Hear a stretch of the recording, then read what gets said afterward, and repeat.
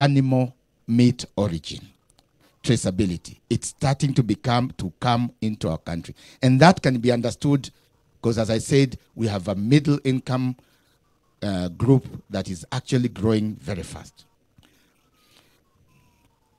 And that has implications on the meat industry. So people are moving to fish. The way we are handling meat, the red meat in the butcheries, if we don't handle fish, even the health concerns would be even more. And Prof will tell you, when you handle how you handle the white meat is even more serious. So we need to educate our populations, and that's why that information is very crucial. And then we had a question, does quality have a name with our people? And these are kind of definitions everybody gave. But the biggest is the highest was leanness, and the no fat is what was considered to be high quality meat. Professor will tell us whether that is the scientific definition. And then the second definition was freshly slaughtered and hanged. Those of you who have traveled out of this country, US, developed country, I'm not sure you've seen freshly hanged animals. And I don't think those countries would be failing if not to know that is what you would consider as high quality.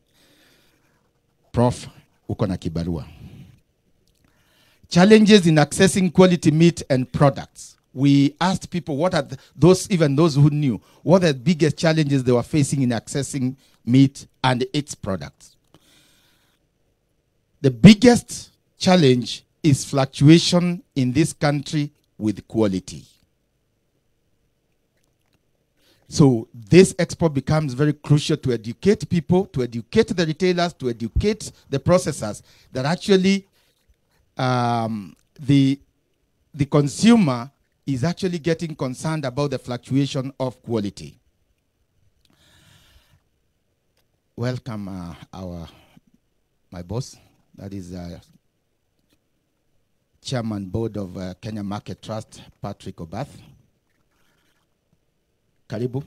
So you will see the other biggest concern was not even affordability. People have been saying people may not be able to pay for quality. The second one is meat not always fresh, a misconception, which again, Prof, you will address or tell people.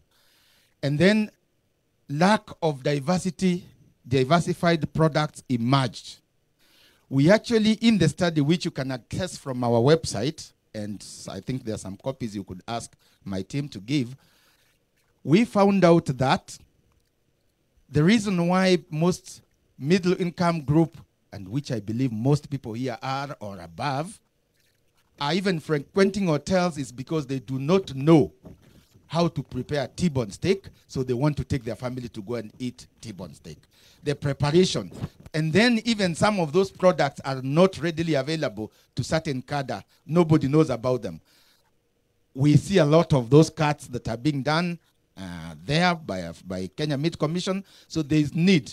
And you can see that is quite a big population that if it's educated, it's going to get us where we need to be as an industry.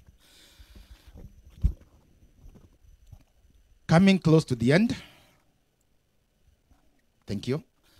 We asked people where they were, whether they were using cold chain and what they were using, and the biggest, everybody told us they use deep freezers.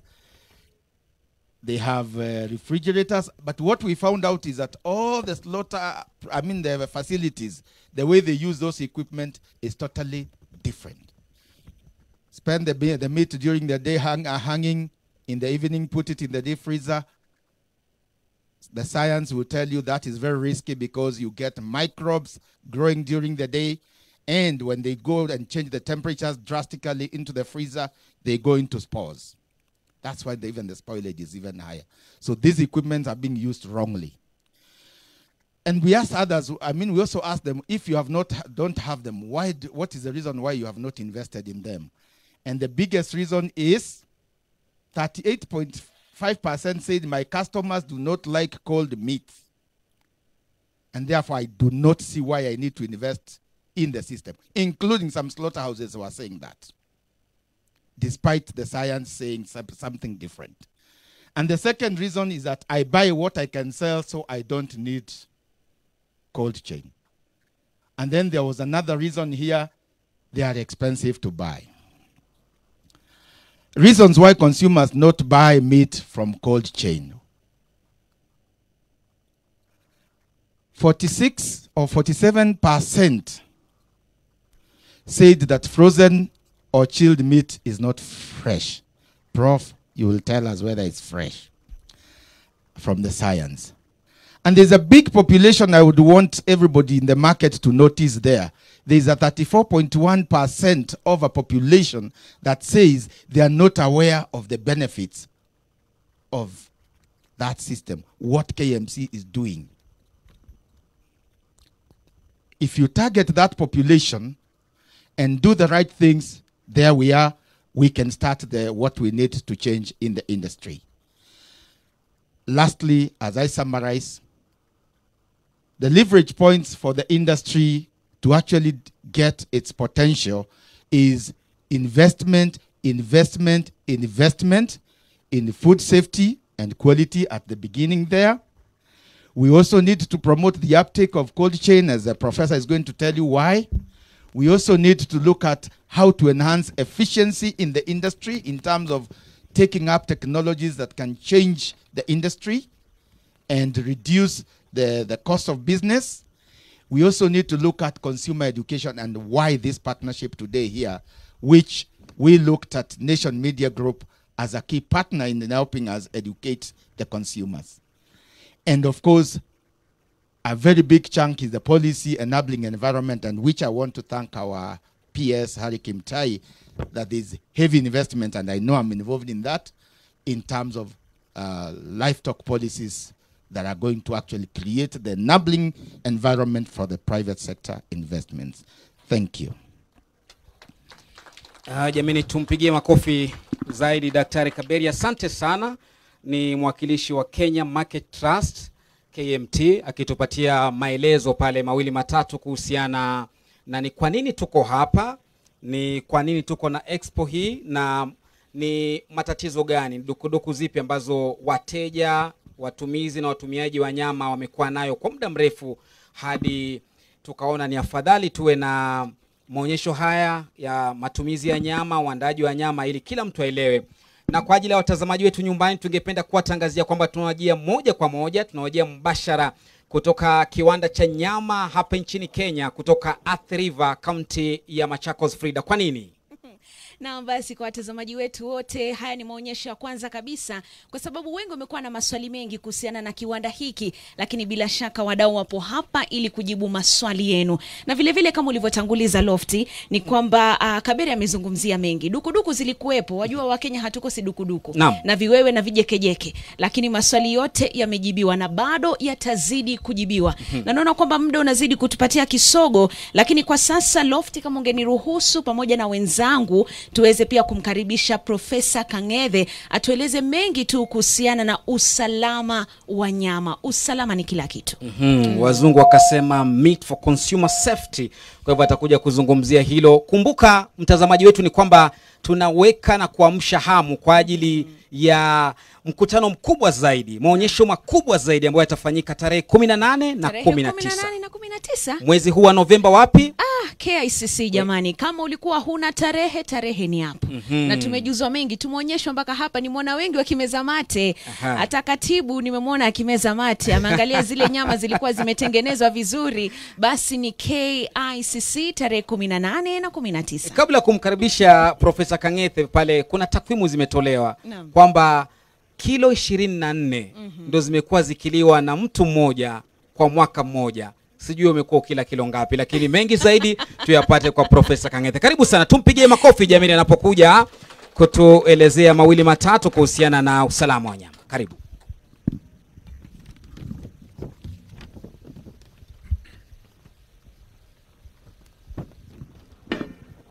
Good afternoon. Thank you very much for this opportunity to be here with you. My name is Erastus Kang'ethe. This blank page allows me to say who I am.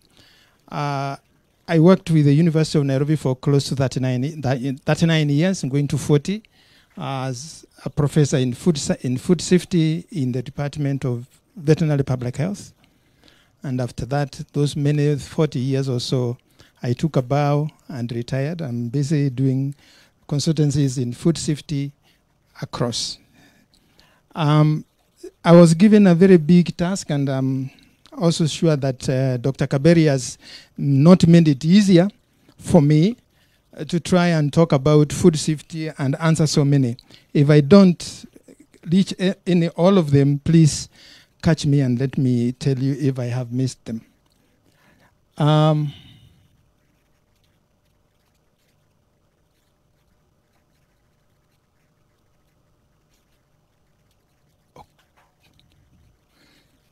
That's the last page.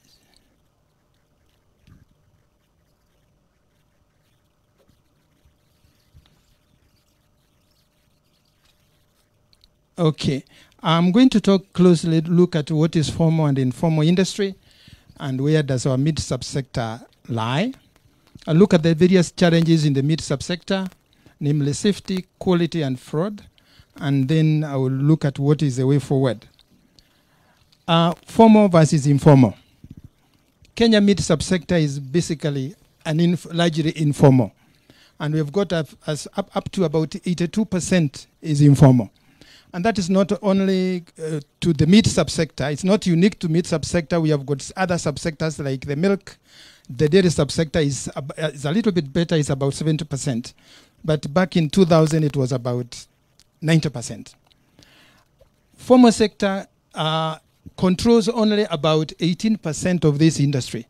And that is in terms of about 11.6 or 0.7 billion shillings annually. So the informal sector, you can now imagine how much it controls. The word informal in the food sector or in the sector was introduced back in 1970s during the census period in China and other countries. When they asked people, what do? You are either employed or not employed. And now if you are not employed, you are told you are informal because you don't fall in the sector that pays taxes, so you are very informal. And that's where the word informal came from. And later on in the 70s, or in 89, somebody else decided that this sector is not really, they don't pay taxes. They pay taxes, but the government is not keen to account for their taxes. And they called it hidden economy. It's an economy that is hidden, but they pay taxes. Now, in terms of our formal sector and informal sector in the meat subsector, what are we? We can't say that our meat sector is formal, and we cannot classify them as informal because they don't pay taxes and they don't pay licenses. They do.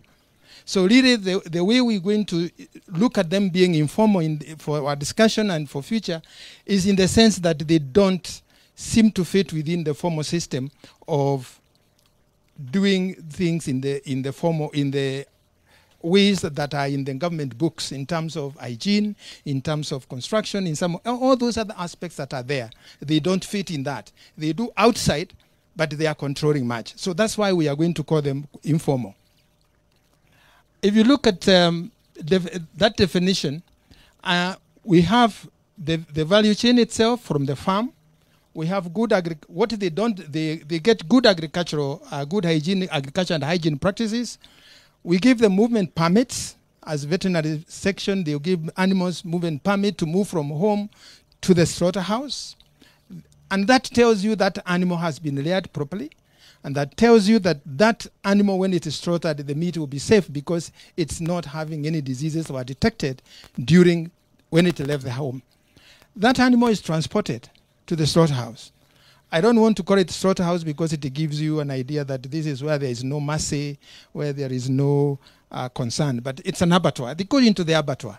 But I chose to use the name slaughter so that's where you normally hear everybody talk about slaughter. Here, the animal goes through a formal slaughtering process where hygiene and humane slaughter is done. We are conscious of the animal welfare, and we do hygiene in terms of slaughtering, and we give inspection, and we also give that meat before it leaves the slaughterhouse. We give it a certificate of transport to say that this animal has been slaughtered in this establishment and is going to that butchery or that supermarket, and it will take a particular period of time so that the same carcass is not transported in the afternoon. So we give you either 40 minutes, 50 minutes to transport that animal to the other place. So it is specified so that you don't be found transporting the same animal in the afternoon. However, the slaughter, we need to have a cold chain because there are reasons, we will see that later.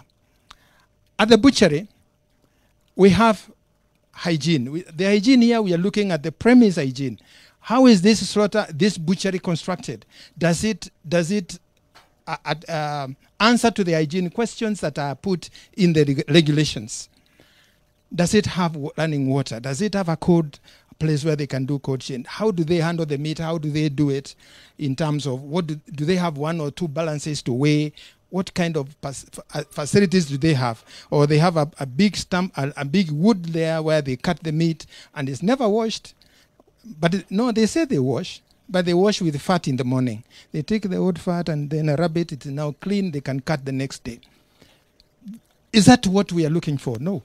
So we are saying also in this place they need to have a cold chain. And finally, we have the consumer in the formal sector, who is you and me. I want to make a few definitions so that when I start using them, you find you will not be lost out. Meat quality. This refers to a number of attributes that you can measure here in Kenya, and will be the same measurements that will be done in America and Australia and everywhere else. You refer to the same thing. These are attributes of the meat. And I've given some of them there. You have got color, you have tenderness, you have flavor, you have water holding capacities. Those are important in giving you satisfaction of the meat that you are eating.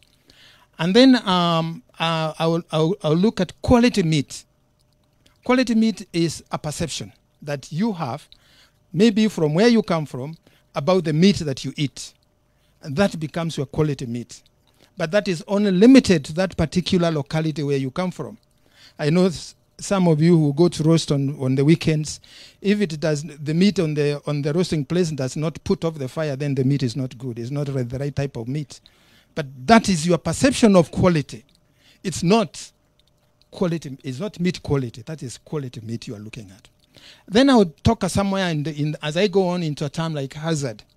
A hazard is something, is an agent. It could be biological or chemical or physical that has the potential to cause harm when it's taken in with the meat. Then I also mentioned some other things like risk as we go on, which is the likelihood of that harm happening, which means the hazard is there, and then if it continues, then the probability, the likelihood of that harm occurring is governed by so many other things. You can have the hazard but not have the risk. The risk is so low. So you may not have a risk to that kind of adverse effect. The cold chain, Kaberia mentioned that I should mention, is a system of temperature control that you need to apply from the harvesting, from the slaughterhouses or slaughter slab, through the storage, through the butcheries and through the sale, so that we can maintain the meat in a good state, that it doesn't become a hazard. It doesn't become a risk to the people when they eat it. So now, what is the challenges? I mentioned there will be quality, safety, and fraud. Let's start to look at safety. And I want to look at safety from the perspective of food security, because this is where we hear quite a lot of food security being mentioned and say we have enough maize. And that does not mean that we have maize that is safe. It only says the quantity. Food security encompasses 4 pillars within the FAO WHO definition. It has to have economical and physical accessibility. It must be adequate in amounts. It must be safe. And the last is must be nutritious. And finally, must meet the preferences of the individual. The fact that somebody does not eat pork, you can't give him pork, because that his preference is not pork. His preference maybe is fish. So that preference must be met in the product that you give him. Food safety, therefore, is a certainty, or a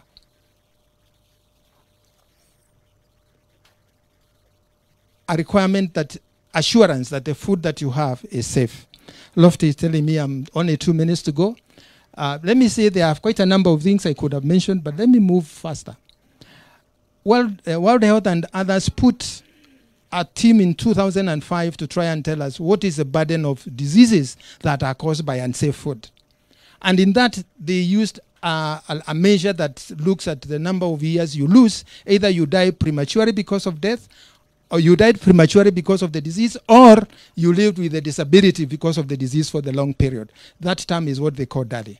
And in what they looked at from all the world, we have 66 million cases every year of disease causes which are caused by unsafe food.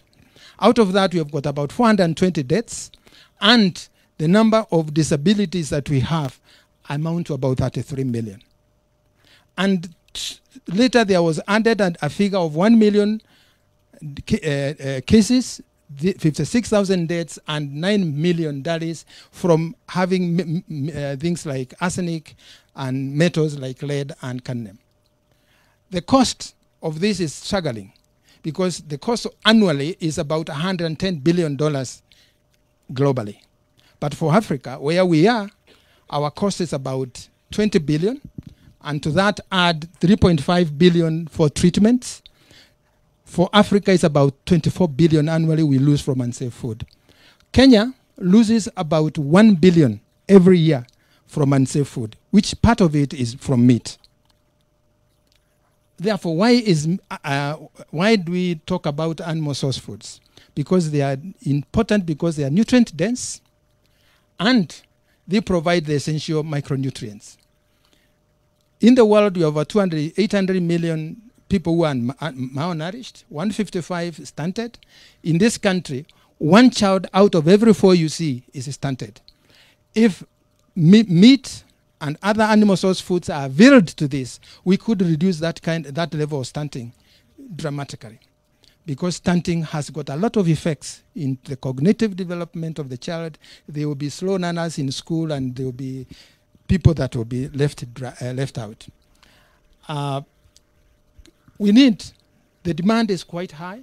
We need to move by 2050 to those levels of production of metric tons that we need to produce so that we can meet the demand in Kenya. A lot of animal diseases, or the diseases that affect humans, are from animals. And we must be careful what we do with it and how we handle them. We have, in the UK, in 2008, they had the BSE, which came from livestock, cost the economy of United Kingdom something like $7 billion. SARS in Canada cost them about 40 to 50 billion. When we had an outbreak of Rift Valley fever here in 2006, 2007, our economy suffered to the tune of $32 million because of that outbreak. We have emerging pandemics that are with us. We have SARS that was there in 2003.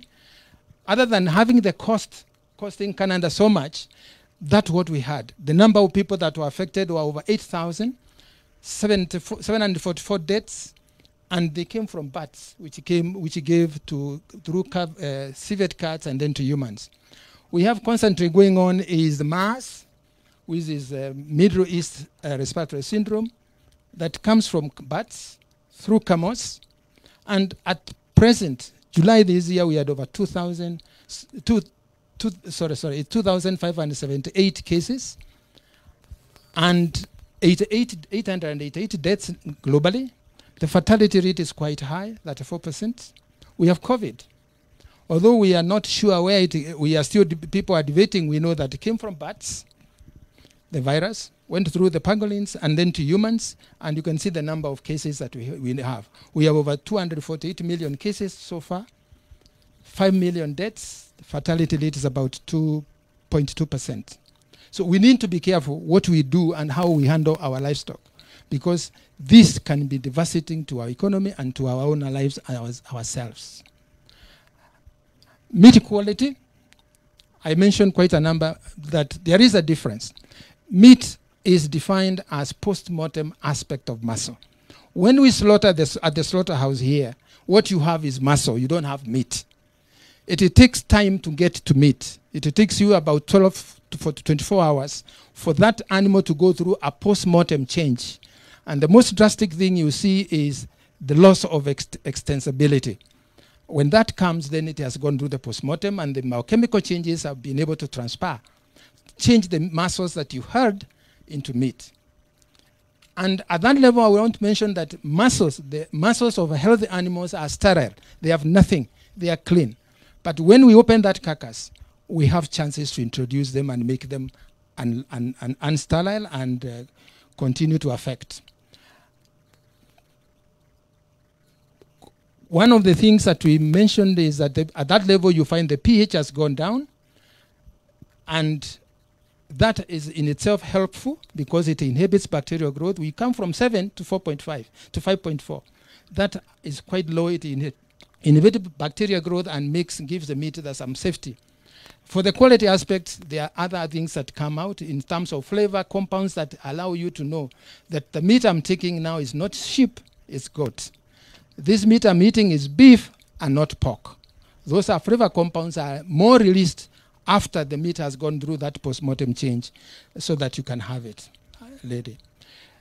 One aspect that is important is the color of the meat. This is the first thing that the consumer interacts with in terms of meat. That's what he sees.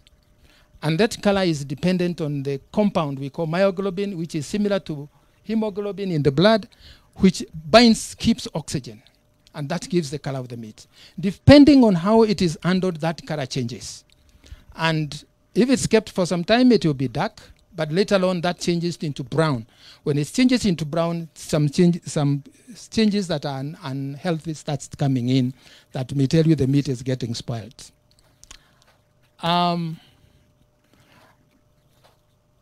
Tenderness is the one I want to mention last. That is a perception that you get to know whether that meat you like it from your mouth. You cannot tell it when it's there, but you can tell it when you take it in your mouth. You chew it, the residue that remains, how you cut it, and so on, allows you to know how much it is that you are going to have. So it's important that we handle properly.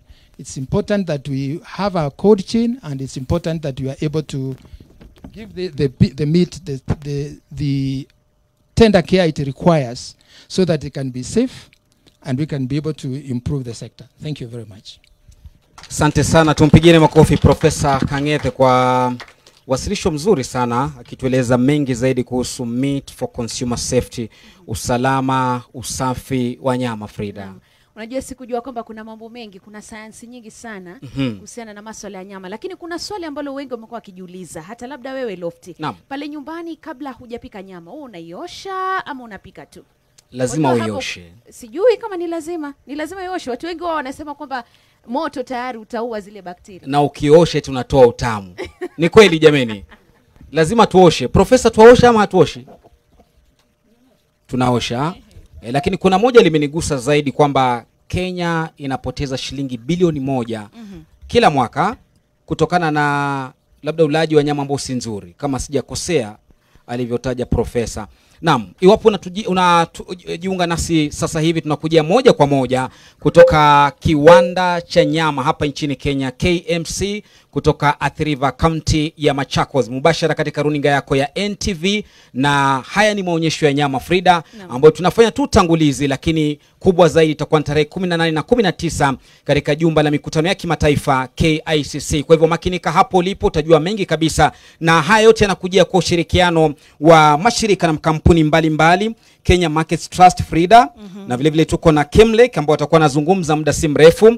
Wahisani na washirika wengine ni Retrack pamoja na akina nani, Frida? Ambao pia hao Retrack ni muungano ule wafanyakazi wa rejareja. Watu wengi wako pale, wana maswali mengi kuhusiana na hapo. Na pia vile vile mtazamaji, itakuwa tunaungana na Kemlek, umeitaja hiyo.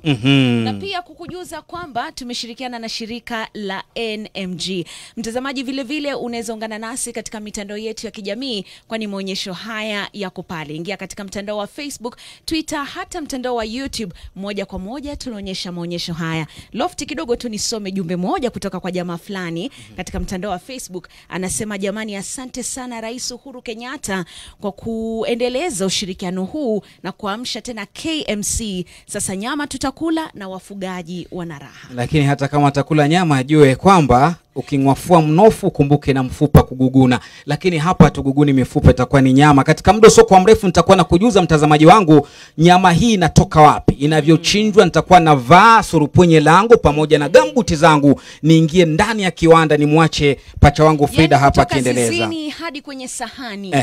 Unapomwona ng'ombe hadi anapofika kwenye sahani lako, yuafikaje? Hadi anaingia tumboni. Inakuwa vipi? Mtazamaji usiende mbali, Lofty yupo tayari kwa mbwembwe hizo za maonyesho. Lakini tuingie katika awamu ya pili, ambapo itakuwa ni awamu ya kupata hotuba kutoka kwa wahisani wetu ambao nimewataja. Na wa kwanza kabisa kumkaribisha kwa sasa hivi atakuwa ni Moses Munuve, ambaye huyu ni afisa wa ushauri wa biashara GIZ, ukipenda Business Scouts for Development Senior Advisor. Atakuja hapa kutuelezea tu mawili matatu wameungana vipi na Kenya Meat Commission hadi akamua afike hapa atueleze biashara hii ya nyama, ulaji wa nyama unafanyika namna gani. Karibu sana bwana Moses, tumpigie makofi. Na tukimpigia makofi tuseme tu dakika 5 kwa wote ambao watakuja hapa kuzungumza, kwani tunataka kuwapatia Wakenya wote fursa ya kuona maonyesho ya nyama.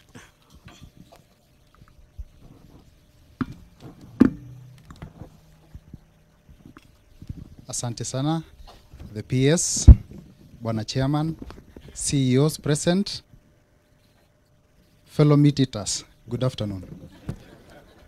My name is Moses Munuve. I first want to convey regards from my country director, Mr. Bodo Iming, and cluster coordinator for sustainable economic development, Mr. Bant Lackmeyer. I come from GIZ, and most of you would know either GIZ or GTZ, depending on your the years you've been around. GTZ is GIZ is the German Development Agency, implementing development projects in Kenya in partnership with Kenya. We have been in this country active for many years, cooperating on the classical and traditional development topics: agriculture, health, education, sustainable economic development, sustainable development goals, and now also getting into industrialization, especially in Kenya through our program Business Scouts for Development, where now we are partnering with the Kenya Market Trust to impact, as the title says, meat processing through technical innovations and mechanization. We are going to be partnering on a project going for more than about 1 year, starting next week, of course, with the Meat Expo, where we shall be showcasing the innovations that are happening around, especially with the smaller meat processes, SMEs in the processing sector. But generally also there's going to be a lot of support going forward the whole year around management topics. Some of them have been spoken here: technical topics, food safety, standards, processing, product innovation, and all that. GIZ continues to be a partner of development for Kenya, and we are interested mostly on matters touching around SDGs and employment creation. Our program will partner with KMT, and by extension KMC. We have not had a direct contact with KMC, but being meat processors, we hope next week in the Meat Expo, but going forward to promote our theme of networking. So the Expo presents us that opportunity, but also for investing, attracting the necessary investments that are required to boost production and meat processing in this area, and also hoping it leads to development. First, of course, hygienic and good food standards and quality meat in our tables, but generally creation of the jobs that you, I, and our siblings need in this country. I think that is what I would have said for today. I'm not a meat expert myself, but I like to eat meat quite often. Thank you very much. Tumpigie makofi pia kwa kukomboa muda. Amezungumza matamu mengi lakini machache kwa wakati huo. Asante sana bwana Moses Munuve. Na moja kwa moja Nicholas Ngao, huyu ni afisa mkuu mtendaji wa Kimlek. ambalo ni shirika vile vile ambalo limejiunga nasi siku ya leo, Meat and Livestock Exporters Industry Council of Kenya, ukipenda baraza la usafirishaji wa nyama na mifugo. Kwa hivyo kama uko na mifugo yako unataka kuisafirisha nje ya nchi, basi ni huyu bwana anakuja kutueleza tufanye namna gani paka iwe hivyo. Kwa hivyo tumkaribishe, tumpige makofi moja kwa moja, aje achukue dakika zake 5 au chini ya hizo kutujuza kuhusiana na Meat Expo siku ya leo. Karibu. Asante Bwana Loft, distinguished guests, Bwana PS, Chairman Nation Media, Brigadier, and distinguished guests, and my colleague, the two CEOs from KMT and Retrack. Good afternoon. Well, my name is Nicholas Ngaho. I'm the CEO for KEMLIC, which is Kenya Meat and Livestock Exporters Industry Council of Kenya. And what we do, we don't just export, because we export from Kenya. We source from all counties in Kenya, especially Northeastern. We also source from Makueni. We source from Narok. And we are exporting currently to 10 countries. Especially in the Middle East, we are trying to work out modalities to export to Europe and the US, courtesy of AFTA. And I believe we'll see that to fruition. Bwana PS can attest that we are working on exporting to Saudi for the annual Hajj. We've been talking about the 2.5 million heads, and I can see DVS nodding, and we are hoping to work on that. Currently, we are working on Dubai is our biggest export market. We have been exporting around 25 tons per day to Dubai. And we had a meeting with the Dubai authorities the day before yesterday, and we are working to export 60 tons per day based on an LC system. And if we can agree among ourselves, then you will be paid in advance to export to Dubai. Saudi is our second biggest market, and I've mentioned that, once we sort out the few things that are remaining, we'll be able to export that 2.5 million per annum to Saudi. And then now we work closely with KEPSA. We're working on AFTA to see how we can export to US, because they also want to import some products here. So it's a bilateral agreement, and we support local animals. So we work a lot in the counties. We are doing various partnerships with about 4 counties. And if you want to learn about how you can export meat to another country, you need to be at the Expo, because we'll be giving you more information about that. You've seen that meat is very broad, and Professor Kangeda was saying our current consumption, formal consumption, is specified formal, is $11.68 billion. That's about 1.2 trillion Kenya shillings. And what we export is not much, but it's in billions of Kenya shillings. But when you look at a country like Brazil, it exports, last year they exported 1.7 trillion Kenya shillings worth of meat. And Dr. Kaberia mentioned that we are number 3 in terms of in terms of livestock herd. So we have the capacity to export a lot of animals if we sort out the few disputes we have internally with our neighbors, sort out the issues of water, issues of pasture, issues of fattening, finishing and fattening. It's a concept that gives you the opportunity to double your money. Become a wash too. Inaitwa FNF. Dr. Amahi anaitanga FNF. FNF ni ile unachukua mnyama, unampatia ile chakula anafaa kupatiwa, unampatia malisho, maji, chumvi na zile madawa. Alafu unamwatch aongeze weight, akuwe healthy, alafu anachinjwa. Namleta KMC, tunachinja. KMC I believe will be exporting from January. Fantastic. And we are working on that because we need to improve competitiveness even internally. We also have another slaughterhouse opening in around December, an export slaughterhouse. And the thing about export slaughterhouse, I keep telling people, when you compare a local slaughterhouse and an export slaughterhouse, ni kama kucompare ndege local na ndege international. Yeah? Na wale wametravel kama Dr. Ndemo hapa wanajua difference. an export slaughterhouse is about $7 million, right? Which is about, is it $7 million? It's about 7 billion Kenya shillings for you to be able to, set up something like what you're seeing here in KMC. And that excludes other aspects like the land and all that. And also proximity to the airport, proximity to the sources, and so many other things.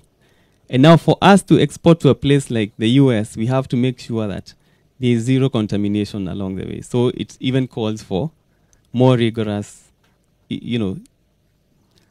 sorting out of issues across, transport and cold chain and all that. And with those few remarks, I want to hand over the mic to the MC. Thank you very much. Right, asante sana. Tumpigie makofi tena. Tunaendelea kujitayarisha kwa yale maonyesho ambayo tulikuwa tumewajuza kwa watazamaji wetu ambao mko kule nyumbani ama mahali popote pale. Ni maonyesho ya kuonyesha jinsi ng'ombe anavyotoka zizini hadi anafika kwenye sahani yako. Na tumekujuza kwamba yote yanatokea mbashara kutoka katika runinga ya NTV. Na kwa sasa moja kwa moja bila kupoteza wakati, wanaume wengi wamezungumza. Tumesikia sauti ya mwanamke mmoja. Ingekuwa vyema kabisa tukisikia sauti ya mwanamke mwingine, sivyo? Haya, kwa sasa namtaka kumwalika Wambui Mbarire. Huyu ni afisa mkuu mtendaji katika muungano wa RETRAC. Huu ni muungano wa wafanyakazi wa rejareja. Wafanyakazi wadogo wote, wakulima wako pale ndani. Kama uko na maswali yoyote ama pia kuna methali ama kizungumkuti ama jekejeke, yote Wambui Mbarire atakujibu. Karibu sana Wambui. Tumpigieni makofi.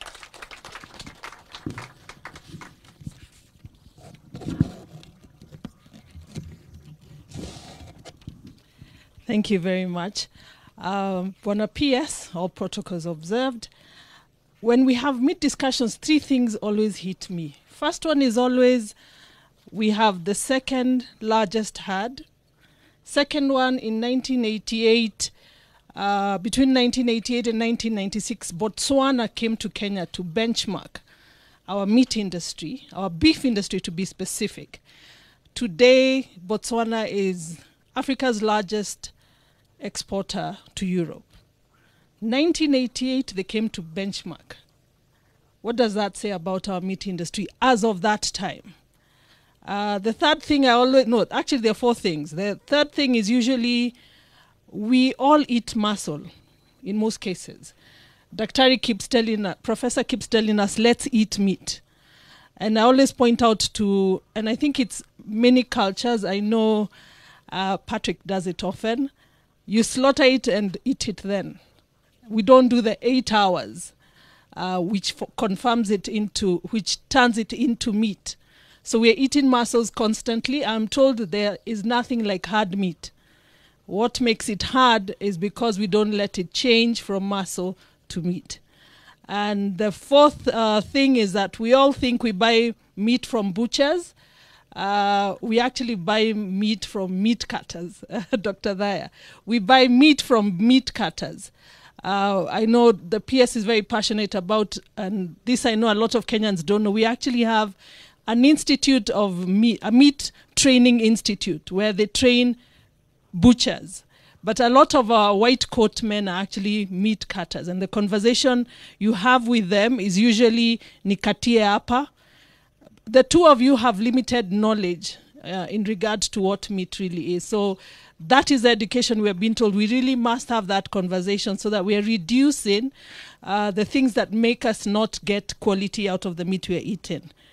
Now, across the world, a lot of retailers have gone into owning meat factories because of the consumer demand on traceability. I'd like to highlight again that NTV did us the service of putting us into everyone's face when we did Red Alert. And we woke up to the fact that we're actually consumer facing, and the responsibility of meat safety, or even the case of fresh fruit and vegetable, lies with the retailer. So with the meat, especially through Kenya Meat Market Trust, we have then started working towards self-regulation of the sector. We are working on meat protocols. We are working on training our meat cutters to become meat butchers. We are also looking towards having code of ethics around how to handle meat. the importance of the cold chain. That cold chain will lead to a reduction of the food losses that we have in meat. I think it was Kaberia who referred to the fact that if we haven't sold what we bought today, chances are tomorrow it will go to waste. So the cold chain would lead us to saving a lot of meat, and also educate Kenyans that it is hanging and dripping blood does not mean it is good meat. Hanging and dripping means it is muscle, not meat, so you will buy hard meat because it hasn't transformed.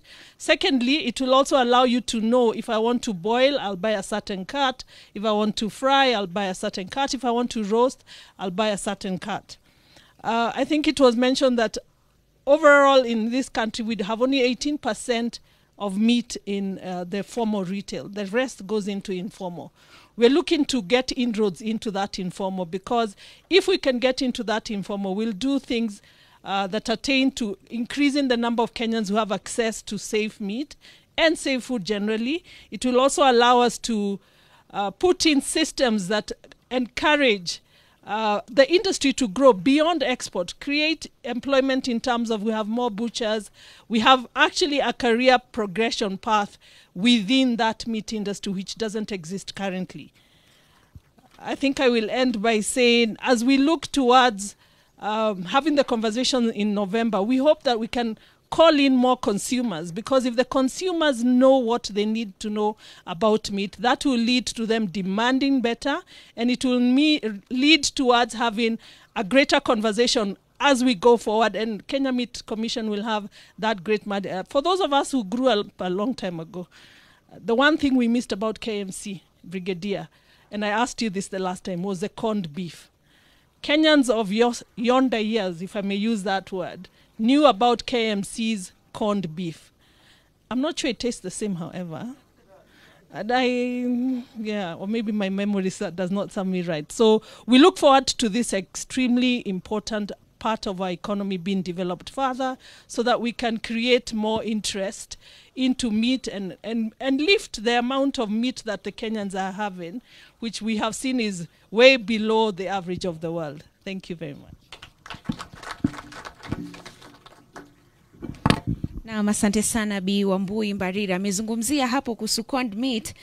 Nikajua kwamba kweli mimi ni mzaliwa wa hivi juzi.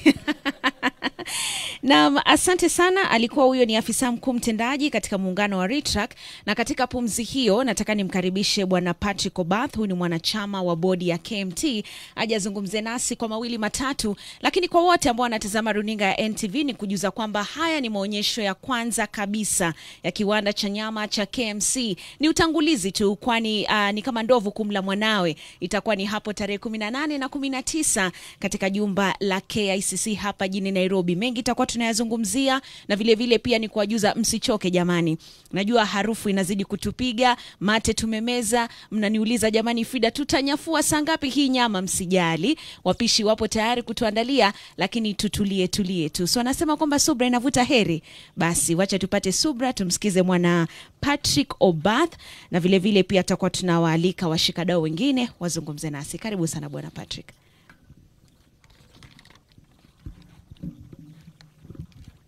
Asante sana. Hebu ngoja nipige na hii kidogo alafu niendelee.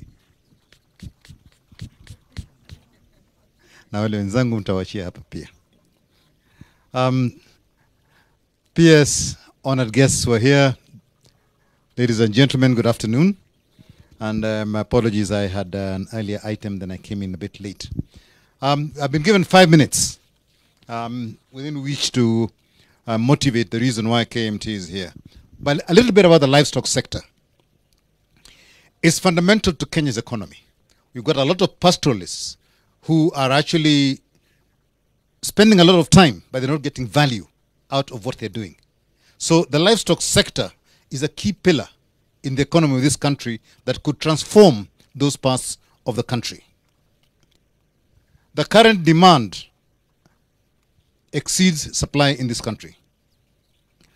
At Kenya Markets Trust, we have been an active player in livestock life chain. We speak and work to stimulate positive and sustainable market systems that benefit all players across the value chain. we actually played a critical role in the birth of this Meat Expo that we're launching today. And we continue to work with the public and private sector towards creating a modern, efficient, organized, and competitive meat industry that is linked to an improved, value-added, and profitable livestock production system. So, coming into some details. The importance of the livestock sector is set to rise with a growing demand of meat, driven by a growing economy, urbanization, and a growing middle class that is demanding for product differentiation, safety, and quality of meat. For example, demand for beef in Kenya is expected to increase by over 170% between 2010 and 2050. The sector is largely informal, as you have been told earlier on, over 82% led through SMEs. The formal meat sector is around 11.68 billion shillings per year. The challenges in the meat subsector are as follows. Kenya's meat industry is operating at a suboptimal capacity and is uncompetitive because the livestock sector is fragmented, inefficient, and adds little value in the production and processing levels. Post-harvest losses are high due to wasteful slaughter and retail practices. Uptake of modern technology, you heard a little bit about that earlier on, will actually reduce the waste that we're getting at this time. Food safety standards, that is again another issue that needs to be looked at. But the other thing is that consumer preferences are beginning to change. And one of the reasons why this expo is important is to begin to address that particular area, consumer perception and behavior. As KMT in the livestock sector, we are keen to unlock the latent potential across the entire livestock market system in order to optimize the value of the national herd and align the value chain to meet the needs of the domestic and export consumers. Through our work in the livestock sector, over 90,000 households now have improved access to quality animal health input and services. Over 1.5 million pastoralists have improved access to livestock markets, and over 1.2 million have realized increased income from their herds. And over $10 million have been leveraged through public and private investments in the sector from our work. Now, why the Meat Expo? In 2019, a study revealed that the changing consumer preferences and perceptions with regards to meat that were not in line with scientific and international best practices and standards. Consumer education and awareness were identified as a key lever in increasing uptake and demand for better quality and safe meat. The role of media partnership in realizing the meat industry's modernization agenda, consumer education, and ultimately attaining food security cannot be underestimated. Informed consumers, customers, and value chain players can demand for better services and better quality of meat and meat products. So in 2019, KMT organized a sensitization meeting with mainstream media houses and journalists to disseminate the findings of our study, explain to them the science behind meat and food safety, and request their partnership in consumer awareness and education. And what happened? Nation Media Group welcomed the idea, and the journey towards the expo that we are going to open on Thursday started. And then other strategic partners came on board. So through the Meat Expo, we anticipate that this expo will bring positive changes in the sector through better industry coordination, creation of jobs, wealth creation, consumer awareness, and increase in profitability, as well as ensuring a larger contribution of the sector to Kenya's GDP. Specifically, this event aims to bring together processors, retailers, policymakers, other meat value chain actors, and consumers to deepen awareness about the production and consumption of quality and safe meat, provide thought leadership on the industry policies, innovation, and partnerships, maximize networking opportunities for the industry players across the value chain, and spotlight the latest developments in the meat sector, and provide an opportunity to strengthen partnerships while forging new ones, and also provide tools, insights, inspiration, and new ideas to different unique products and services, reinforce market return, investments, and increase sales and build customer loyalty. So for those of us, those who are listening to us today, the Meat Expo starts on Thursday. And I thought I knew a lot about meat. I enjoy my meat on Sundays, but I have to go and find out really what this meat looks like, because I have not really touched or scratched the surface of what meat could do. So thank you very much, and we'll see you on Thursday. Asante sana.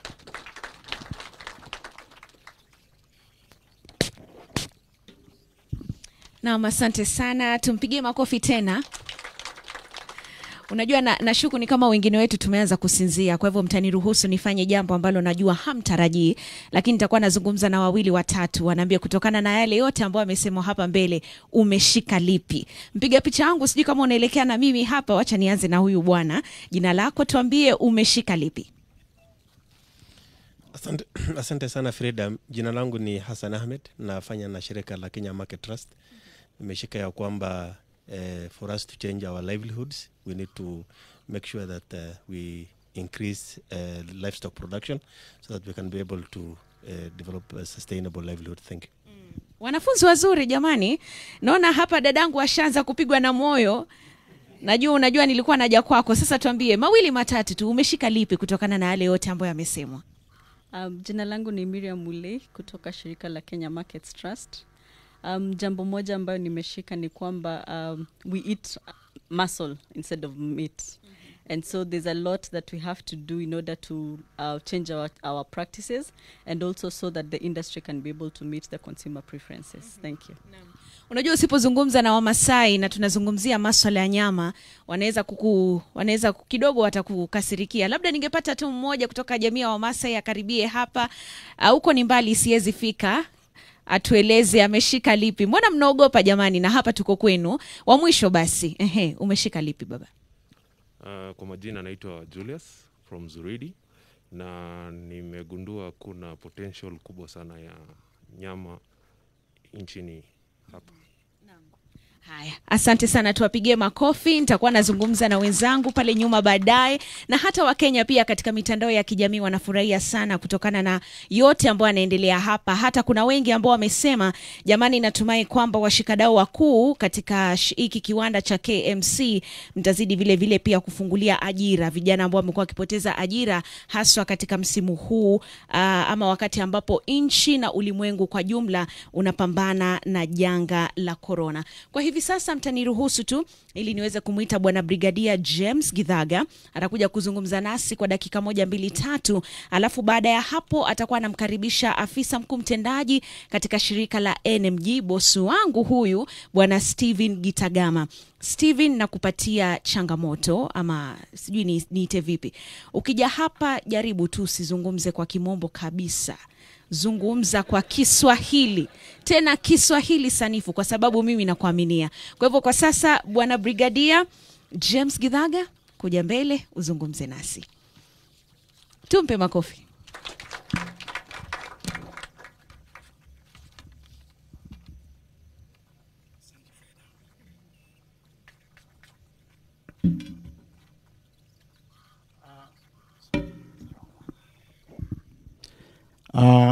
Our chief guest, PS Agriculture, our protocol observed, distinguished guests. Let me first of all welcome all of you to Kenya Meat Commission. I'm Brigadier Githaga. I'm the Managing Commissioner. Let me say that KMC was a sleeping giant, because, you know, we are talking today about the meat industry, and KMC is the giant in the meat industry in this country, because even it is inherent in our vision in terms of where we want to go. We want to be the producers and marketers, high quality meat and meat products. So meat products also means we undertake value addition as well. And let me say that when we came in, allowed April this year, we had a vision about the commission. We came up with a very progressive business model. One thing KMC is constituted constitutionally. So we have a mandate. So we are obligated. First of all, we are farmer-centric. We think about the lives of farmers in this country. So part of the model we came up with was basically farmer-centric, because as it were then, a farmer could bring his animals to this commission, maybe on a Friday. He's told, ng'ombe yako itashijwa Monday, so we hang. So you can imagine this guy has come all the way from Mojia. Alafu namwambia hang. What does that mean? So they had lost trust with us. But when we came in now, we did a nice, progressive, farmer-centric and consumer-centric model, business model. One thing in terms of how we receive the animals, we are now currently paying live weight. We are paying within 72 hours of delivery. Then again, our market, what we're doing in terms of our market and our production, we embrace very high technology in terms of value addition. We are selling in total. This factory is holistic. Holistic in the sense that when you bring an animal, live animal, nothing goes to waste. Nothing goes to waste. From the meat cuts, from the skins, we are currently synergizing with the local tanneries. They are buying from us direct. Then all the other condemned products, we mill them, we melt them, we mill them. We make what we call meat and bone meal. That is also used by other local domestic, especially the food processing industries. So whatever we're doing is synergizing, creating a lot of synergy in the industry, both domestic industry and the meat industry. We are also trying to have our footprint felt by the consumers, because as you know, we need consumer need to have some freedom of choice. So what we're doing through our meat haven shops, we started with one here at the river. We have the largest one in Nairobi. We are now doing Kibalani factory, which will be up and running very soon. After that, we are doing another meat haven in Mombasa. And from there now we're going to go maybe the franchise way, so that we are felt all over the country, in the big towns, in the small towns. And again, the Wajikos, we eventually will be vacuum packaging small sizes of meat, so that the common Kenyan can access our products and in a very safe and hygienic manner. So welcome. This is a nice opportunity for all of us in the industry to know each other, know the capability, and the idea is just for us to synergize and streamline the meat industry in this country. Thank you.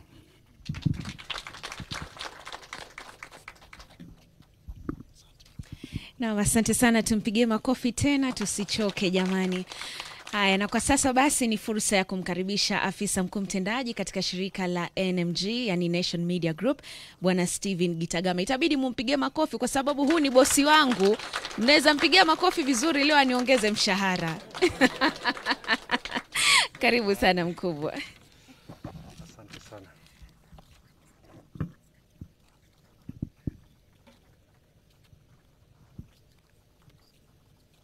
Asante sana mfanyikazi wa Nation Media Group kwa kujitetea, na samahani, naomba mishahara tuongezi katika faragani kama hii.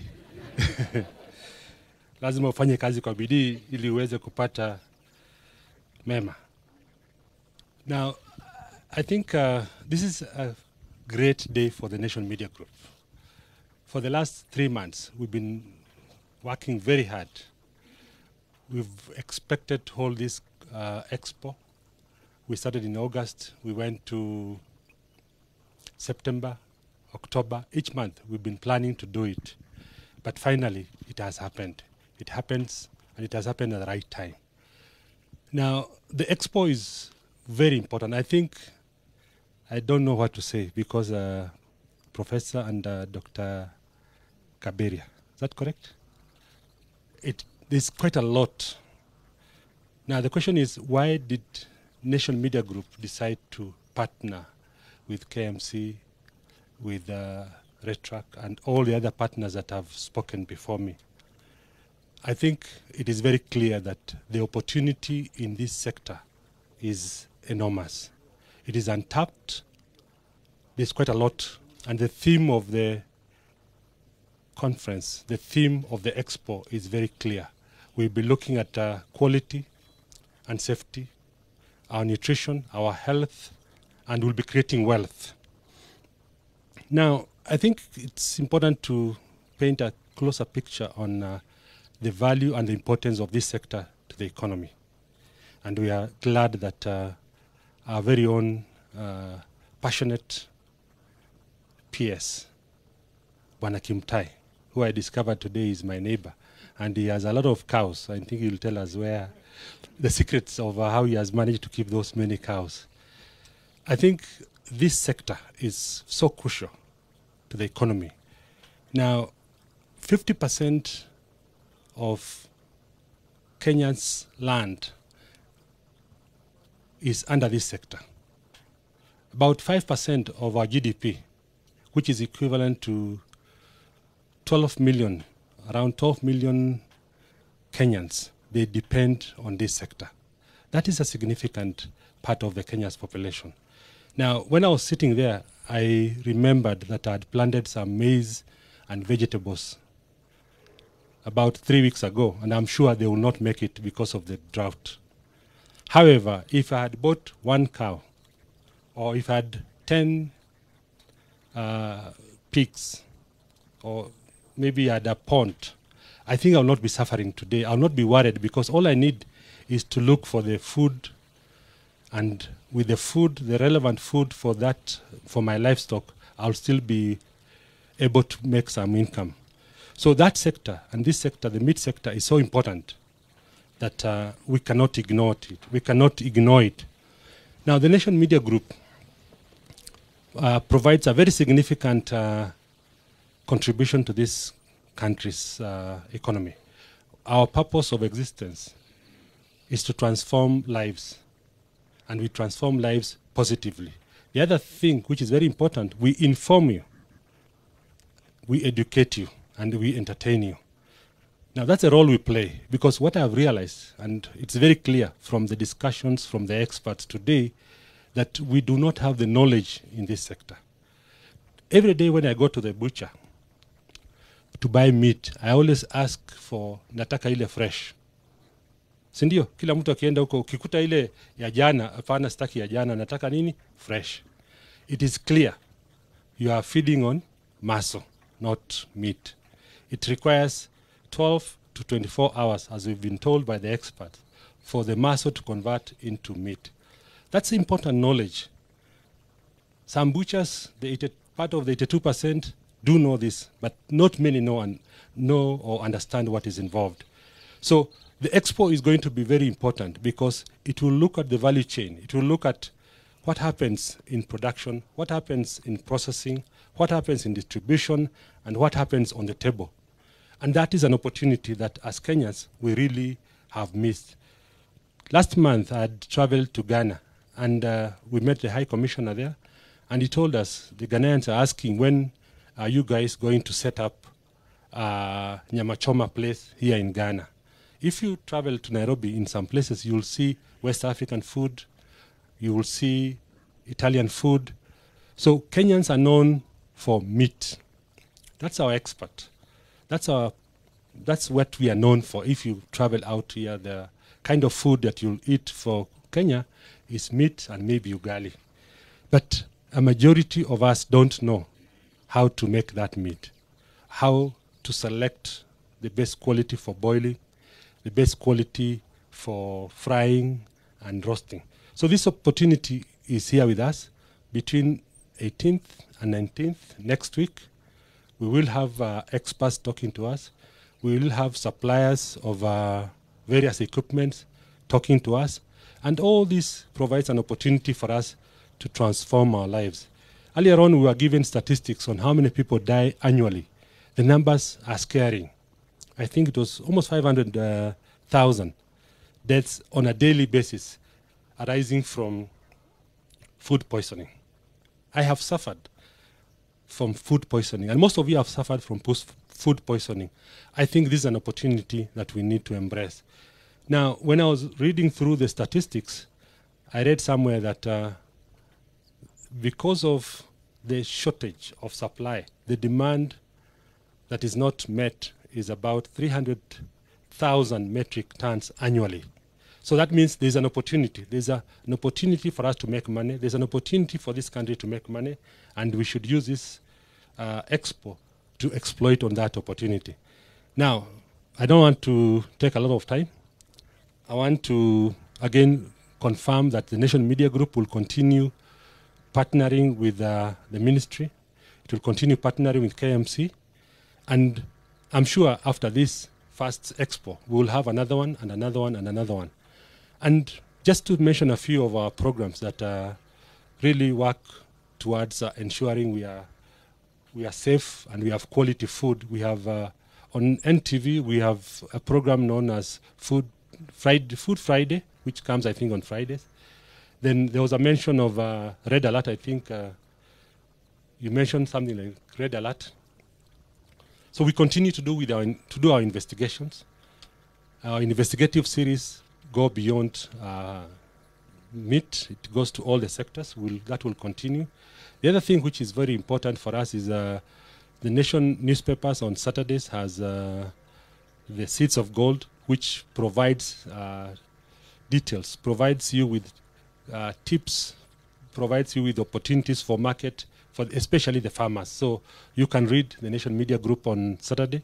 You can watch Food Friday on NTV on Fridays, and continue tuning on to NTV and reading our various newspaper publications. We have Business Daily, we have Taifa Leo, and also please tune on or log on to our digital brand, the Nation.Africa, which is our main brand along the digital platform. And I'm sure you will not lack that knowledge by the end of the day by interacting with our various platforms. So I would really, again, call upon all Kenyans to try and make an effort to actually, if it's possible, we'll maintain all the protocols. If it's possible for you to make it on 18th and on 19th, to come to KICC, and you will not regret it. So I would like to welcome my friend, the PS, atuelezee machache na atuambie hizi ng'ombe zake umetoa wapi hizi mingi zote. Thank you. Asante sana. Thank you.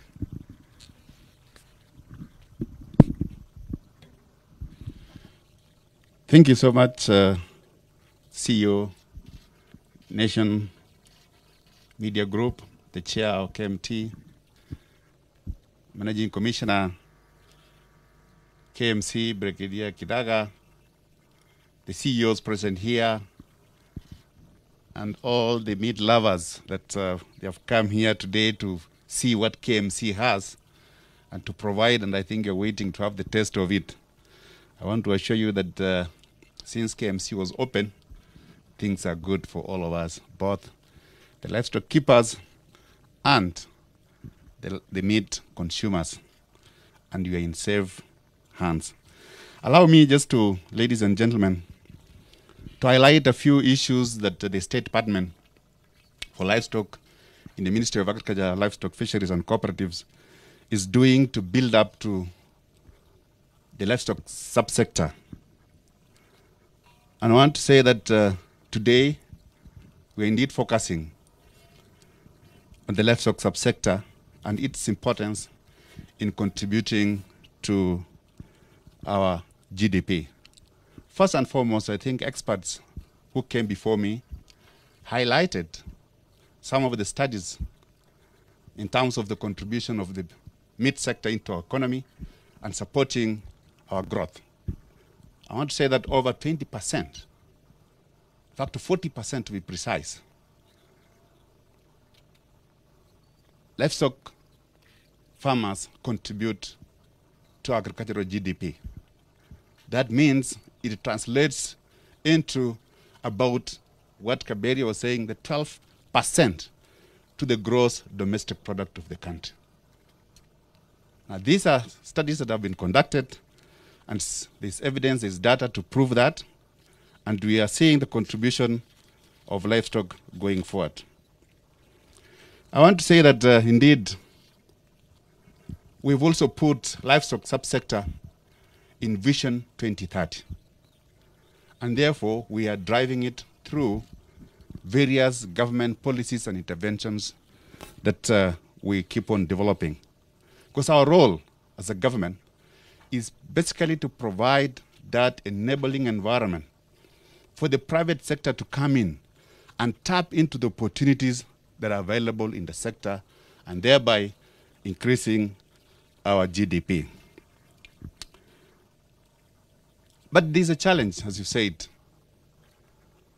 We are having frequent droughts, floods, that now is increasing in frequency. And therefore, we must come up with policies that will be able to address this. We look at the livestock subsector and we realize that most of its laws and regulations are actually outdated in the sense that it's not aligned with the 2010 Constitution. And that's one of the biggest gaps that we're having. Now, what have we done as a State Department for Livestock? I want to tell you that indeed we have started addressing this, coming up with the policies. And one is a sessional paper number 2 of 2020, which is a livestock policy, and sessional paper number 3, which is a livestock policy. I mean the veterinary policy. Now, these are the policies that we have aligned to the Constitution 2010 so that we now amend our various laws that remain archaic and not in line with the Constitution. Some of these bills that we already developed are the livestock bill, which is currently in Parliament. We've tabled, and I think the National Assembly has called for views from the members of the public, because our Constitution requires that stakeholder participation is critical at each and every stage. So I want to call on the members of the public to give their views in respect to the livestock bill. We're also having other policies that we're developing, and which specifically addresses the food safety. And that is the veterinary public health bill, the animal protection bill, and the animal health bill. Now, these bills are currently being scrutinized at the Attorney General's office for onward transmission to our National Assembly. Now, once these are done, challenges that the sector was facing will now be over, and therefore we will want to see more investors coming on board. Allow me then to come to why this Meat Expo. We've been going to other countries, inviting us to participate in their expos. We've attended some. For example, Dubai, which is our key market for meat, they've invited us severally to participate in their meat expo or food expo. Really, when Nation Media Group, together with the Kenya Market Trust, approached the State Department for Livestock to partner in coming up with the first meat expo, we really took that opportunity and said, this is an opportunity we don't want to waste as a ministry. And I want to say that again, we felt that indeed Nation and other media groups or stakeholders are now coming to engage the ministry so that we journey together in bringing reforms in the sector. As mentioned earlier, of course, when we had the expose by Nation, there was really a big challenge on our side because we did not know who to blame from the government side. My team from the veterinary public health said, we've done our part. We inspected the meat at the abattoir. The retailers who are here told us, no, we bought this meat, but what was done after is a challenge. The public health, who are supposed to regulate the safety, said we licensed them. They confirmed that indeed they have the license. But what were they doing? So this meat that was safe, produced safely by our farmers, our pastoralists, ended up reaching the tables of the consumer being unsafe meat. But I want to say that indeed Kenya Market Trust came to our rescue and brought all of us into the platform of discussing the issue of food safety, and specifically meat safety, which culminated to us agreeing now to bring awareness to the entire public, to the nation, in form of the Meat Expo that is going to be held for the first time. I know we have had challenges of COVID. We could have held this event much earlier, but we kept on postponing. But the determination that nation and the other partners had, and the trust, they said we must do it. And when His Excellency opened the economy, we felt it was an opportune time for us to participate in this Meat Expo. So the Expo actually intends to achieve, as mentioned by the earlier speakers, is to deepen the awareness among all the players about the different categories of meat and meat products available in the country. Now, I, as the State Department of Livestock, play our role in terms of training the veterinary officers, the public veterinary officers, our meat inspectors, we train them. That is the responsibility of the government. Then from there, the private sector takes over.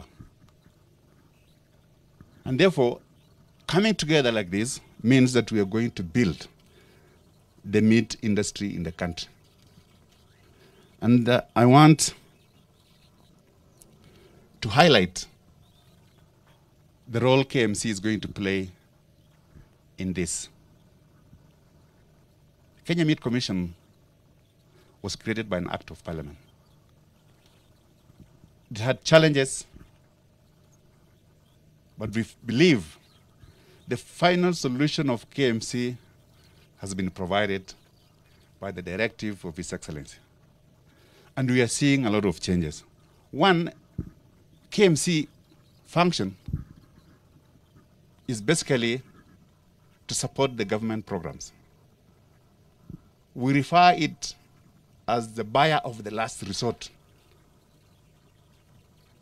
A situation like this is when KMC goes to each and every area to buy livestock, either to slaughter and distribute as relief food, or to process it further, can it, keep it as a food reserve for our country, that we can use it in future in terms of the strategic food reserve. As we are speaking now, Kenya Meat Commission is spending 455 million Kenya shillings to buy livestock under a program called the Livestock Offtake Program. Additionally, they have been provided with 1.5 billion to continue buying livestock from our farmers.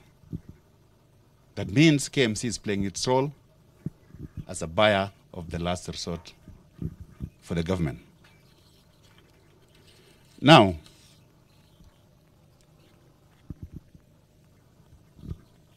I think we've talked about the population that is relying on Kenya Meat Commission to buy the livestock, and the new demands or preference from the farmers, from the consumers. How are we going to satisfy these preferences? We are developing systems, what you call the livestock production systems. We are now changing our production systems to be able to be climate smart, in the sense that when there is drought, we should continue having the supply of livestock. We should not be seeing our livestock dying. We've come up with policies that regulate and guide what you call the food, or the feedlot systems. We want to encourage investors to come to this space, especially this particular time, because what the animals need is basically water and feed. And that animal will be available as per your demand when you want to slaughter it the day after tomorrow or any other day you can slaughter it. So this is an opportunity for us, and as a State Department for Livestock, during the Expo, we want to invite investors to come and learn, to come and get to know firsthand policies that support the livestock subsector. So I so believe that this event is going to be important for the livestock subsector, and I believe that if all Kenyans come and pride themselves in what they love best, they are nyama choma. We are the country of nyama choma. Indeed, I want to mention to you that when I went to Senegal, they warned us, they told us, you know, we are not going to give you nyama choma, because when we invite them to come to our country and we take them for nyama choma, they really enjoy. But they said we cannot provide the same. So that means there's an opportunity, as you've just said, that out there's opportunity. We've had cases here where people say the Brazilian steak.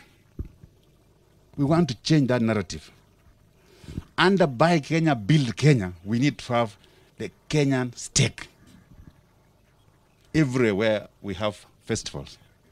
So let's brand our own that can be loved not only here in the country, but also outside the country. There are challenges outside, but I think under what's called the national export strategy that we have, we are going to support organizations like CAMLEC, because we've developed a national strategy to ensure that you access the market. We were having challenges of infrastructure, but I want to mention to you that the issue of infrastructure for export of live animals is now going to be a thing of the past, because we've been given 3 billion to build Lamu Port to be the port that we shall use for export of live animals. So in that case, there are more opportunities the government is opening up for the private sector to come on board. So I so believe this is just but the start. But together with other partners, we are going to make this event an annual event that we shall pride ourselves within this livestock subsector. Thank you, and God bless you. Na asante sana, tumpigie makofi tena, na vile vile pia tuweze kumpigia makofi afisa mkuu mtendaji wa NMG ambaye alitangulia hapo mbele. Kufikia hapo jamani, tusemeje? Nitakuwa namrushia mwenzangu Lofty Matambo katika upande wa pili. Nafahamishwa kwamba anazidi kujiandaa kwa maonyesho. Kwa hivyo kwa watazamaji wote ambao mliopo nyumbani ama maeneo yale yote ambao mnatazama runinga ya NTV, sasa mtakuwa mnatazama jinsi ng'ombe anavyotoka zizini hadi anafika katika sahani lako. Lakini kwa sasa tu niweze tu kusema shukran kwa washikadau wote ambao waliweza kushirikiana nasi katika maonyesho ya hii leo. Labda tu nikitaja kwa haraka sana, imekuwa ni shirika la GIZ, vile vile pia bodi ya KMT na hata shirika la KEMLEC na pia muungano wa RITRAC, bila kusahau pia shirika la NMG na washikadau wote ambao wameweza kuzungumza nasi hii leo. Tunasema asante. Hata kwenu nyinyi ambao mmefika hapa mkatulia tuli mkaweza kupata mawili matatu, na hata kwa wote ambao wameungana nasi katika mitandao yetu ya kijamii, tunasema ni asante. Kwa sasa sina budi kumrushia mwenzangu Lofty Matambo Lofty, nafahamishwa kwamba umevaa magwanda tayari kabisa kutuonyesha mengi zaidi, lakini pia vile vile mwelekezi anasema ni wafahamishe nyinyi nyote kwamba wapishi wetu wakitangulizwa na mpishi hodari Mutua pamoja na mkewe wapo tayari kutuandalia nyama. Nyama inanukia, imenukia. Naam, basi hivi sasa nafahamishwa kwamba Lofty Matambo yupo nami. Lofty, unasemaje upande wa pili? Kabla hujazungumza tu kwa dakika moja, niwafahamishe wenzangu ni kwamba tunaelekea katika maonyesho. Kwa hivyo Lofty tayari ashafika, unaweza ona katika runinga ama screen ambazo zimewekwa huku kando, na wale ambao wanaweza fika, lakini kwa sasa mwenzangu Lofty Matambo yupo pale na atakuwa anafanya mdahalo mmoja ama midahalo miwili mitatu. Lofty, kazi kwako, sitaandika kwa wino ilhali matuna.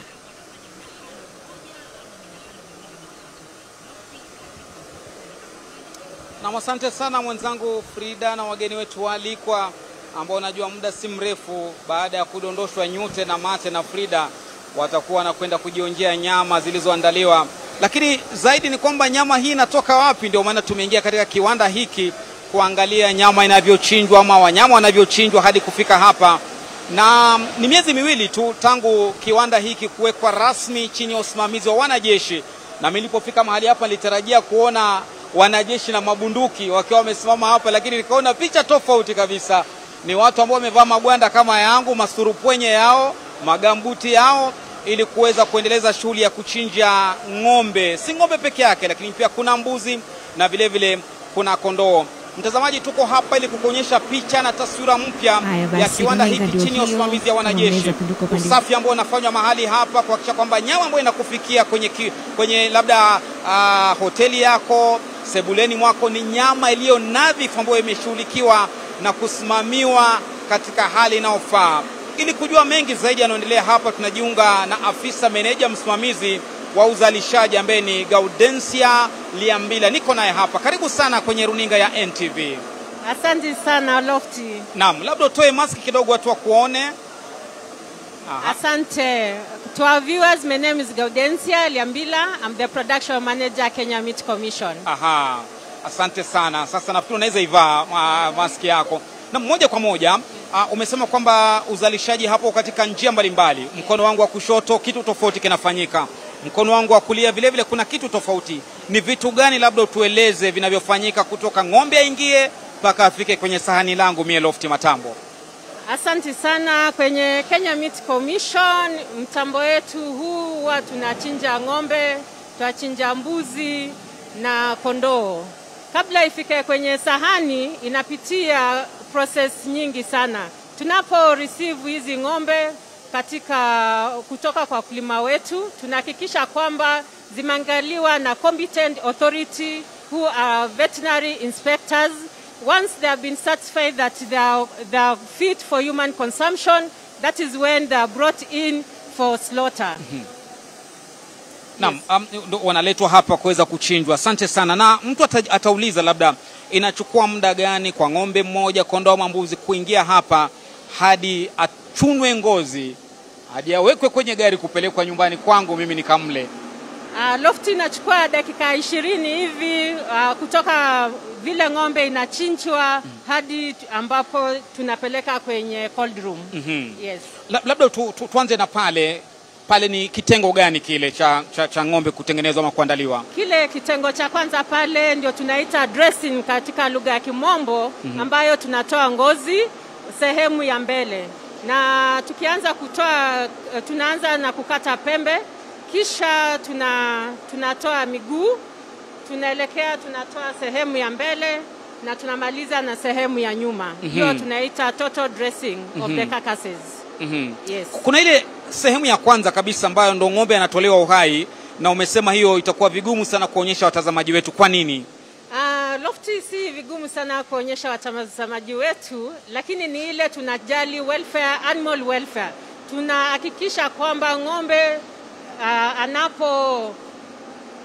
anapokatwa shingo asisikie uchungu, na sio tu asisikie uchungu, na pia tunahakikisha kwamba isiwe na any kind of stress, ndio nyama iweze kukua tender and juicy. Yes. Ninavyofahamu mwezi Septemba alipotangaza Rais Uhuru Kenyatta kwamba sasa kiwanda hiki cha nyama kitakuwa chini ya wanajeshi, ilitajwa kwamba kuna pesa zimeongezwa zaidi ya milioni 80 kwamba zitasaidia kubadilishwa usimamizi, na tulikuwa tunaona pale awali kwamba uzalishaji ulikuwa chini kama ng'ombe 200 ama wanyama 200 kwa siku. Sasa hivi hali iko namna gani kwa idadi, labda mtazamaji ajue? Lofty, ningependa kusema pale awali tungechinja ng'ombe 10 kwa siku peke yake. Manake tulikuwa tunachinja ng'ombe 50 kwa wiki mzima. So kwa sasa tunachinja ng'ombe 600 kwa siku. Tuko na shift 2, shift ya kwanza inachinja ng'ombe 300, kisha shift ya pili inachinja ingine 300. Aha. Hiyo inamaanisha nini kwa soko la nyama la Kenya? Kenya peke yake nyama hii inakwenda ama inaweza kutosha hata kusafirishwa nje ya nchi? Bado soko wa Kenya wanapenda nyama sana. So naweza kuhakikishia kwamba vile tunaendelea na tunapata hiyo market demand, bado haijatosha. Local demand bado hatujafikia pale. So bado tunaangalia siku ambayo tutaanza kuchinja maybe 10,000 hivi, ndio tutasema demand itakuwa imeongezeka. Lakini kwa sasa inatosha. Naona maji moto hapa Gaudensia, ni nini haya? This is what we call biosecurity. We ensure that all our tools of work are well sterilized. So for example, we have the splitting saw here. It is dipped in the water just to make sure that it is well sterilized after splitting one animal before doing the next animal. Kwa nini hawawezi kupasua ng'ombe wawili kwa msumeno mmoja kwa wakati mmoja? Hiyo ng'ombe moja inaweza kuwa na ugonjwa kule ndani, kwa kimombo tunaita abscesses. Sasa ku avoid kutransfer cross contamination kutoka kwa ng'ombe moja hadi kwa ingine, ndio sababu lazima tufanye sterilization. Na pia wafanyakazi wako na visu. Zile visu ambazo wanatumia baada ya kuchinja ng'ombe moja, lazima pia waweke kwenye maji moto ili iweze kuwa well sterilized. Tukitoka hapa kwa kuchuna ngozi, tunakwenda wapi Gaudensia? Tunakuja kwa kutoa matumbo. Ni wapi hapo? Kwa kimombo tunasema offals. Tukisema matumbo ndio yanaitwa mara. Inaitwa hiyo ni mchanganyiko. Tuko na red offals, tuko na green offals. Zote kwa lugha ya mwananchi anazijua kama ni matumbo. Kwa hivyo tunaenda kwa mutura. Sasa tunaenda hapo hivyo kwa kutoa matumbo. Matumbo ndio yanatengenezwa mutura. Yes. Yeah. Ni hapa sasa. Ni hapa sasa. Naam. Kwa hivyo sasa shughuli ndio inafanyika hapa. Shughuli inataka kufanyika hapa.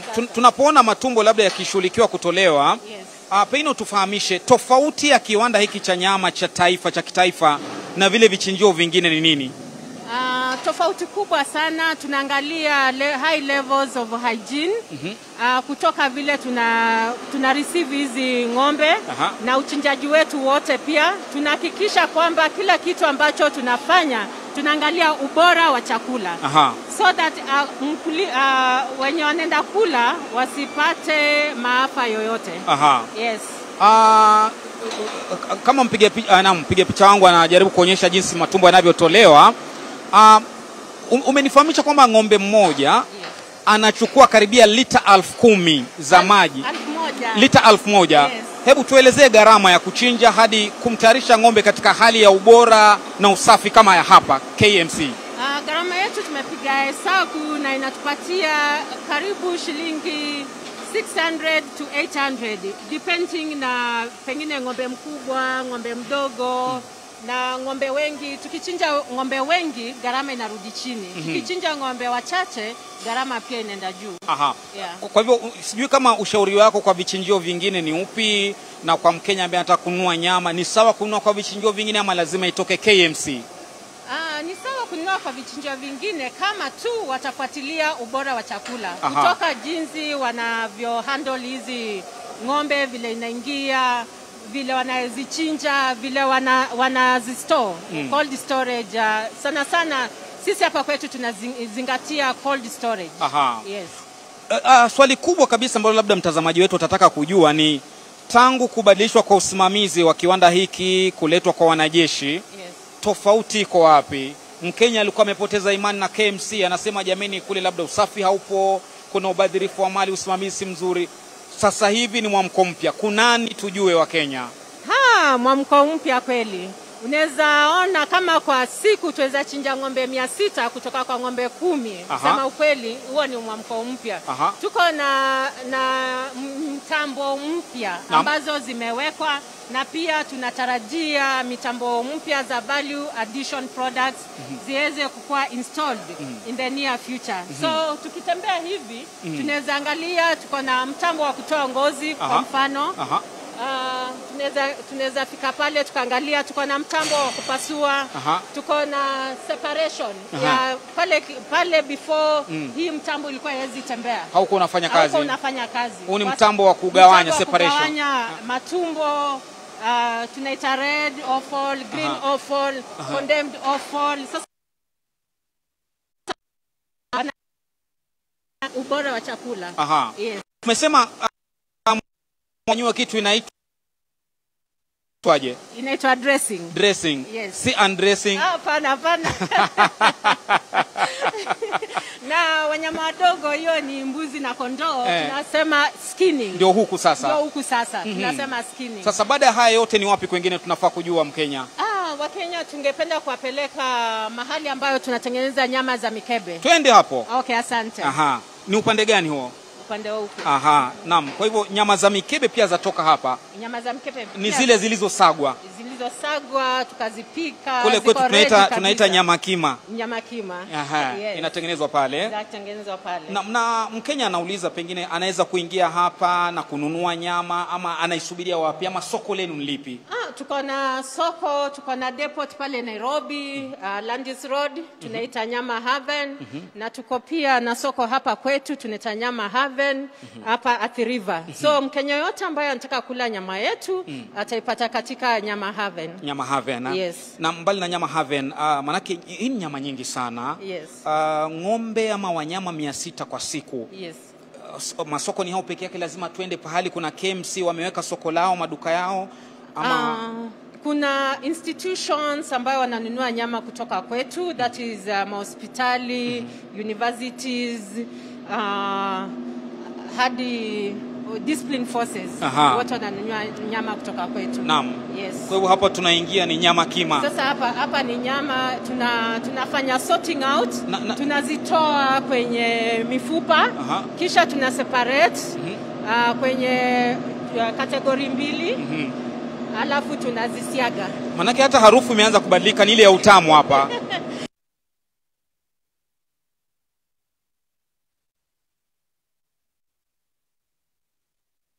Kiwa amesimama hivi tunaita kaka side.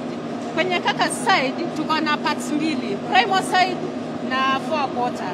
Kwenye primal side, that is the hind quarter, tunapata kuna top side, tuko na ram steak, silver, top ram, strip loin, fillet, T-bone, name them. All these zinatoka hapo. Na bei ni tofauti.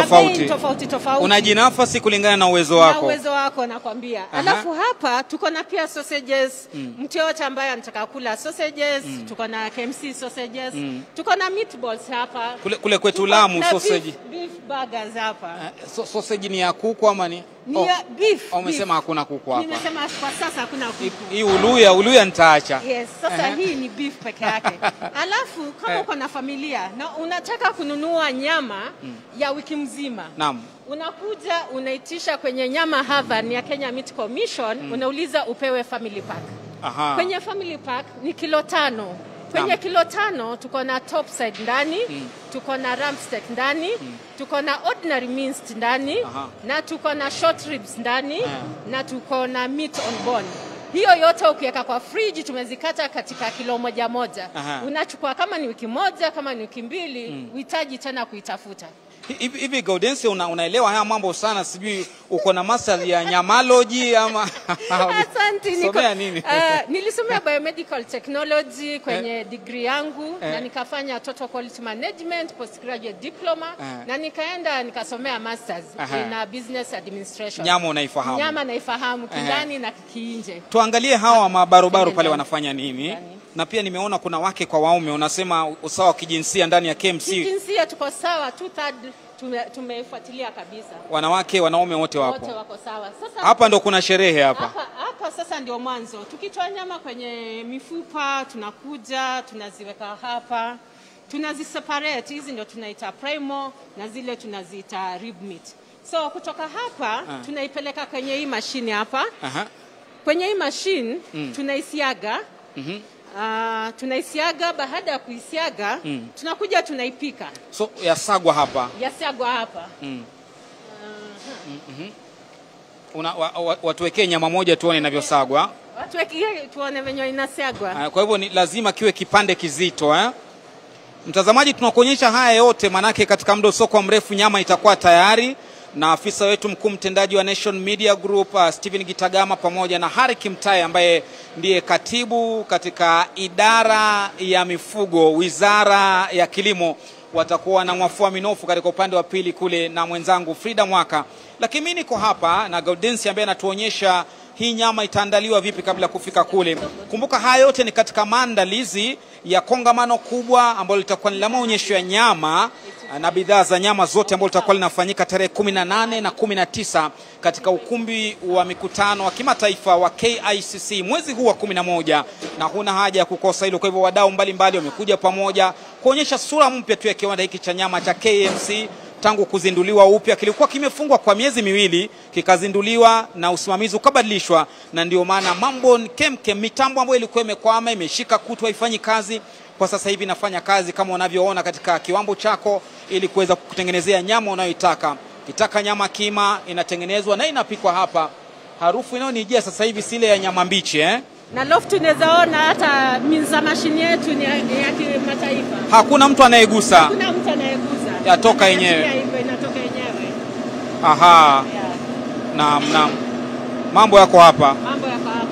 Sasa acha tusipoteze muda sana, tuende tuone mahali penye makuli yako. Aha. Sijui kama Fidel mpiga picha wangu umeanza kutokwa na nyute. Manake harufu imebadilika hapa. Sasa loft hapa ndio mahala tunapopikia nyama baada ya kuimince. Tunachanganya several ingredients ili tuweze kupata product yetu. Maweka nini na nini? Tuko na chumvi tunaweka ndani, tuko na mafuta tuweka ndani, tuko na tunaita sinules. Inasaidia inashikana pamoja vizuri. Aha. Yes.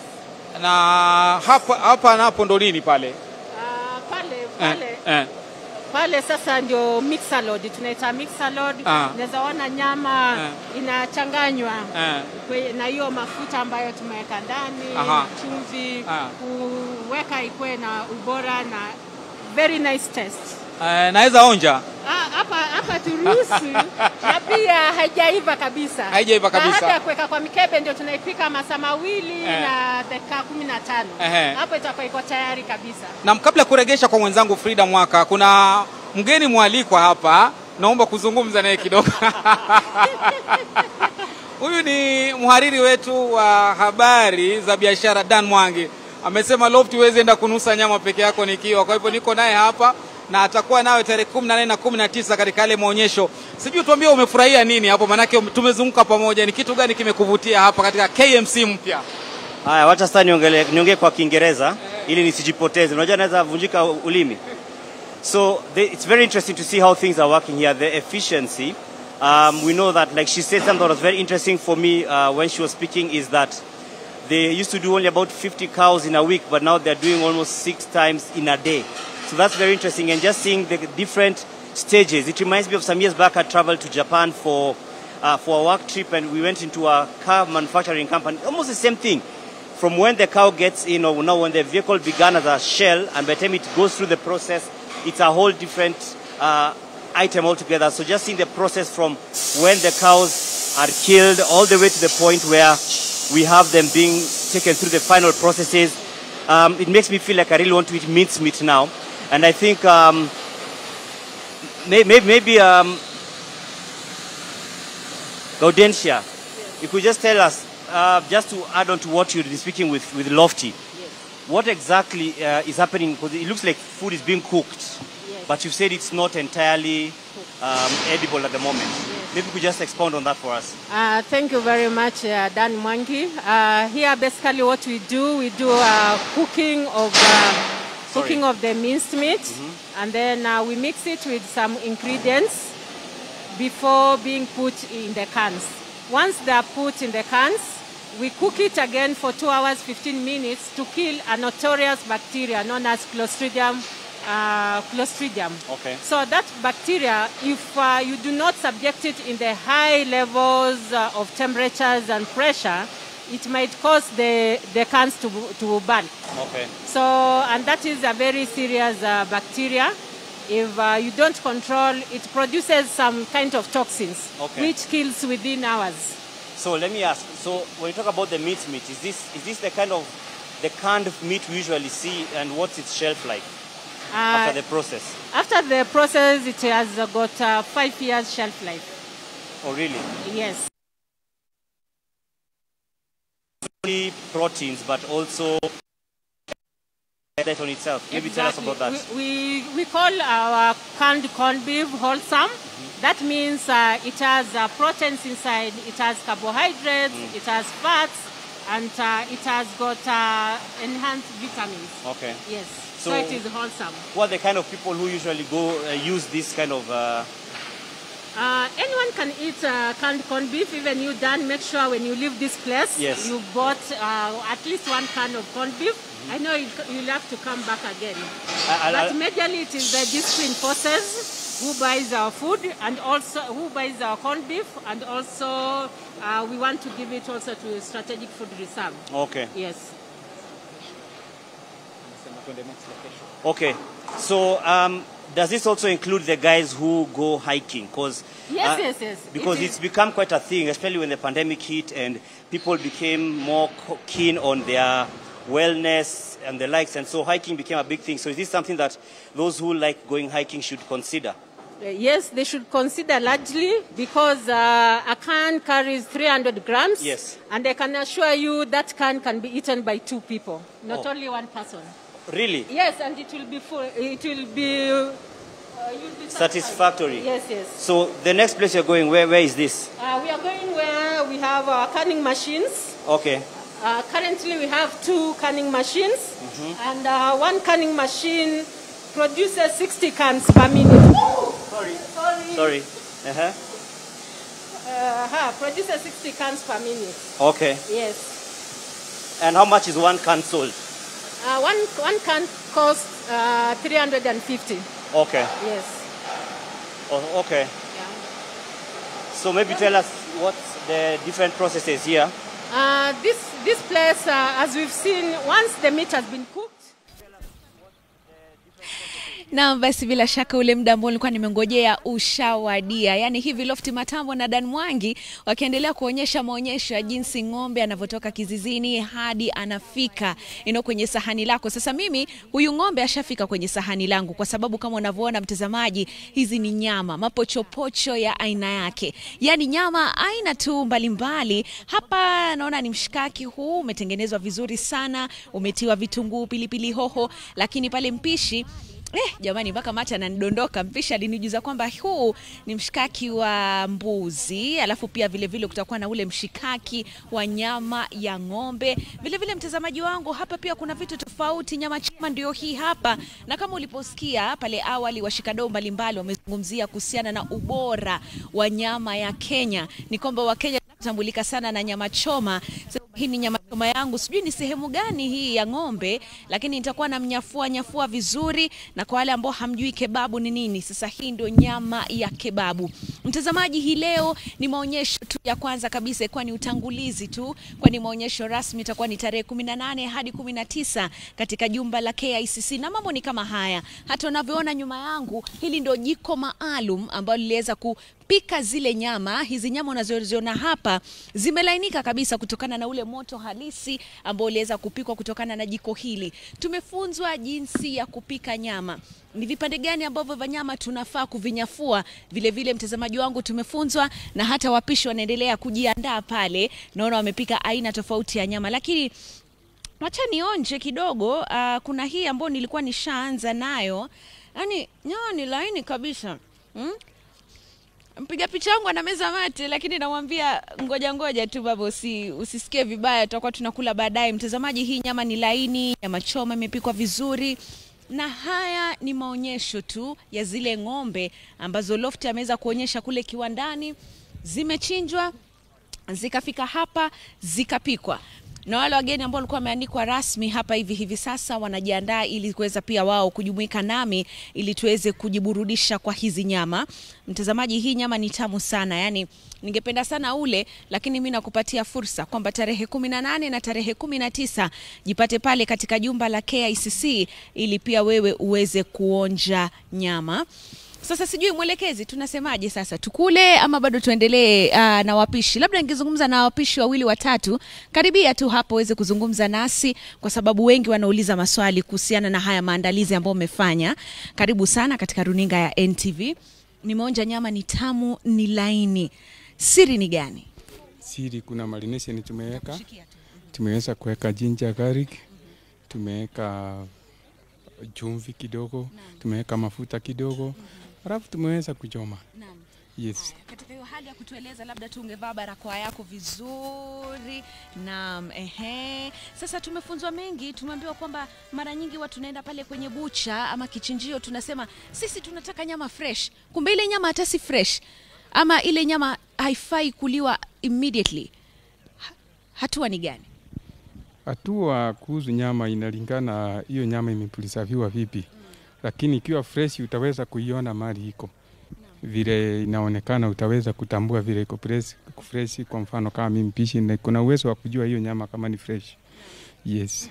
Na hapa naona mmetuandalia vitu vingi, nikiona pale kuna nyama aina tofauti. Ni nyama gani ambazo hii leo watu watakuwa wanazila? Ni nyama ya nguruwe, ng'ombe, mbuzi ama pia mmeongeza, kwa sababu Lofty mwenzangu amesema anapenda sana nyama ya sungura. Sasa sijui kama nyama ya sungura pia ipo hapa. Leo tumeweza kuandalia nyama ya ng'ombe ambayo tumetengeneza steak pale.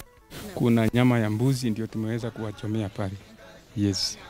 Na labda wengi wanajiuliza hili jiko maalum liko vipi, kwa sababu hatujaliona sana katika hafla nyingi. Sasa kila mtu awe na jiko kama hili ama hili tu ni la hafla kubwa?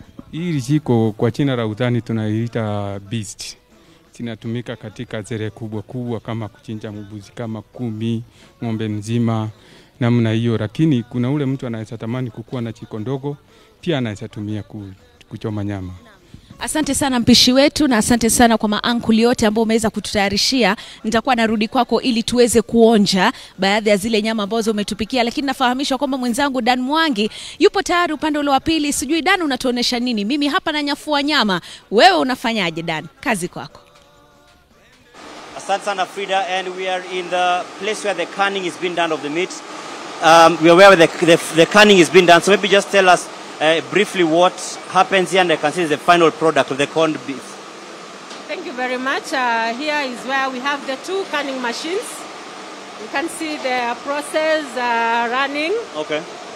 We are able to do 60 cans per minute of canned corned beef. And in a day, we are able to do about 15,000 cans. And how is the demand? The demand is very high. Locally or? Locally, the demand is very high, especially with discipline forces. And just recently, we've received an order from abroad. So we are also preparing to serve that market. Okay, and now with the international orders coming, does it mean that you'll probably need to install more machinery to increase your your supply? Sure. Then that is our plan. That is our plan in the running, because we are looking at doing about 1 million cans per quarter. That means the demand is high, so we have also to get the modern machine, okay, which we are able also to source and to source the cans locally. Okay. That is the direction that we are moving to. Okay, and I see here there's the final one. So our final product looks like this. This is just canned corned beef, and as I highlighted to you, it is wholesome product. You can see it has got the value, approximate nutritional information there. Okay. So once you get this corned beef, you are sure that you are having a balanced diet. So this is the one that you're saying has a shelf life of 5 years? Yes, it has got a shelf life of 5 years.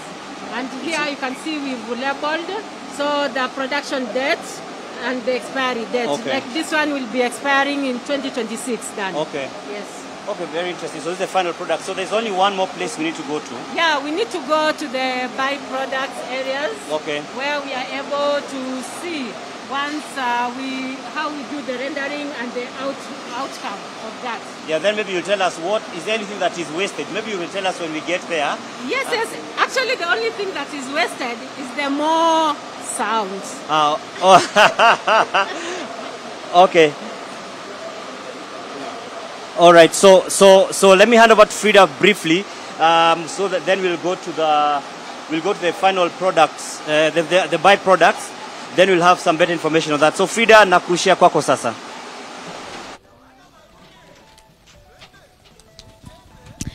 Naam, asante sana Dan Mwangi. Hivi sasa mimi wajua anasema mwanamke akishafika jikoni mambo yanakuwa ni shwari kabisa. Kwa hivyo kwa sasa nataka tu kuonyesha watazamaji wetu baadhi ya yale maandalizi ambao wapishi wetu wametuandalia hii leo katika haya maonyesho katika kiwanda cha KMC. Na naungana hapa na mpishi Maxwell. Kwanza kabisa kongole kwa kazi njema ambayo mmefanya. Naona hapa kuna kachumbari pamoja na kabeji, saladi kidogo kidogo. Sasa hii nyama na saladi, wanaona nyama na saladi inawekwa yani zinabatana. Umuhimu ni nini? Umuhimu ni what we are trying to do is salad. Most people love salad with meat because salad goes well with the meat most of the time. That is always the coleslaw salad. Coleslaw salad, we have the carrots and we have used the mayonnaise in it plus the cabbages. Then we have the kachumbari here whereby we have sliced the onions together with tomatoes and then finished with olive oil and vinegar. Yes. Sawa sawa, watu wengi wangependa sasa kujua katika haya masufuria ama tutaita chafing dishes mumefunika nini hapa? Labda utufunulie tu alafu tueleze ulichokuandalia hapa. Naona ni viazi, huku mnaziita bajia. Lakini kusema ukweli mpishi Maxwell, bajia za ukweli si hizi ni viazi tu. Labda tufungulie hapa pia tuweze kuona pia ni viazi mmetayarisha. Mimi nataka tufike kwa nyama ndio tueleze mengi kuhusiana na nyama. Sasa hii ni kababu. Tueleze mengi kuhusiana na kababu. Mutton kebab is just mutton. It has been prepared by our special chef's marination. We have eggs in it, we have oil, we have onions in it, and it has been rolled, deep fried, then finished with eggs with a little bit of flour in it, then finished with the eggs with flour. That's why it is now being the mutton kebab itself. Mutton kebab. Kumaanisha hivi ni vitu ambavyo pia watazamaji wangu nyumbani wanaweza pika, si ndio? Nimeionja, ni tamu kabisa na bado nitakuwa nakuja kuonja zingine. Inapendeza kabisa. Hii ndio mnaita ni mshikaki ama ni mshikaki? Huku Nairobi mnaita vipi? Mshikaki, ni mshikaki. Divine special mshikaki. Yes, it has been prepared. This is meat. We have, if you look very well, we have some yellow capsicum meat. We have also the green capsicum, onions, and the red capsicum. Yes, so it has been grilled from our beast, as you have seen there. That is where we have the mshikaki itself. Yes, it is juicy mshikaki, very, very soft, very enjoyable, very palatable. Yes.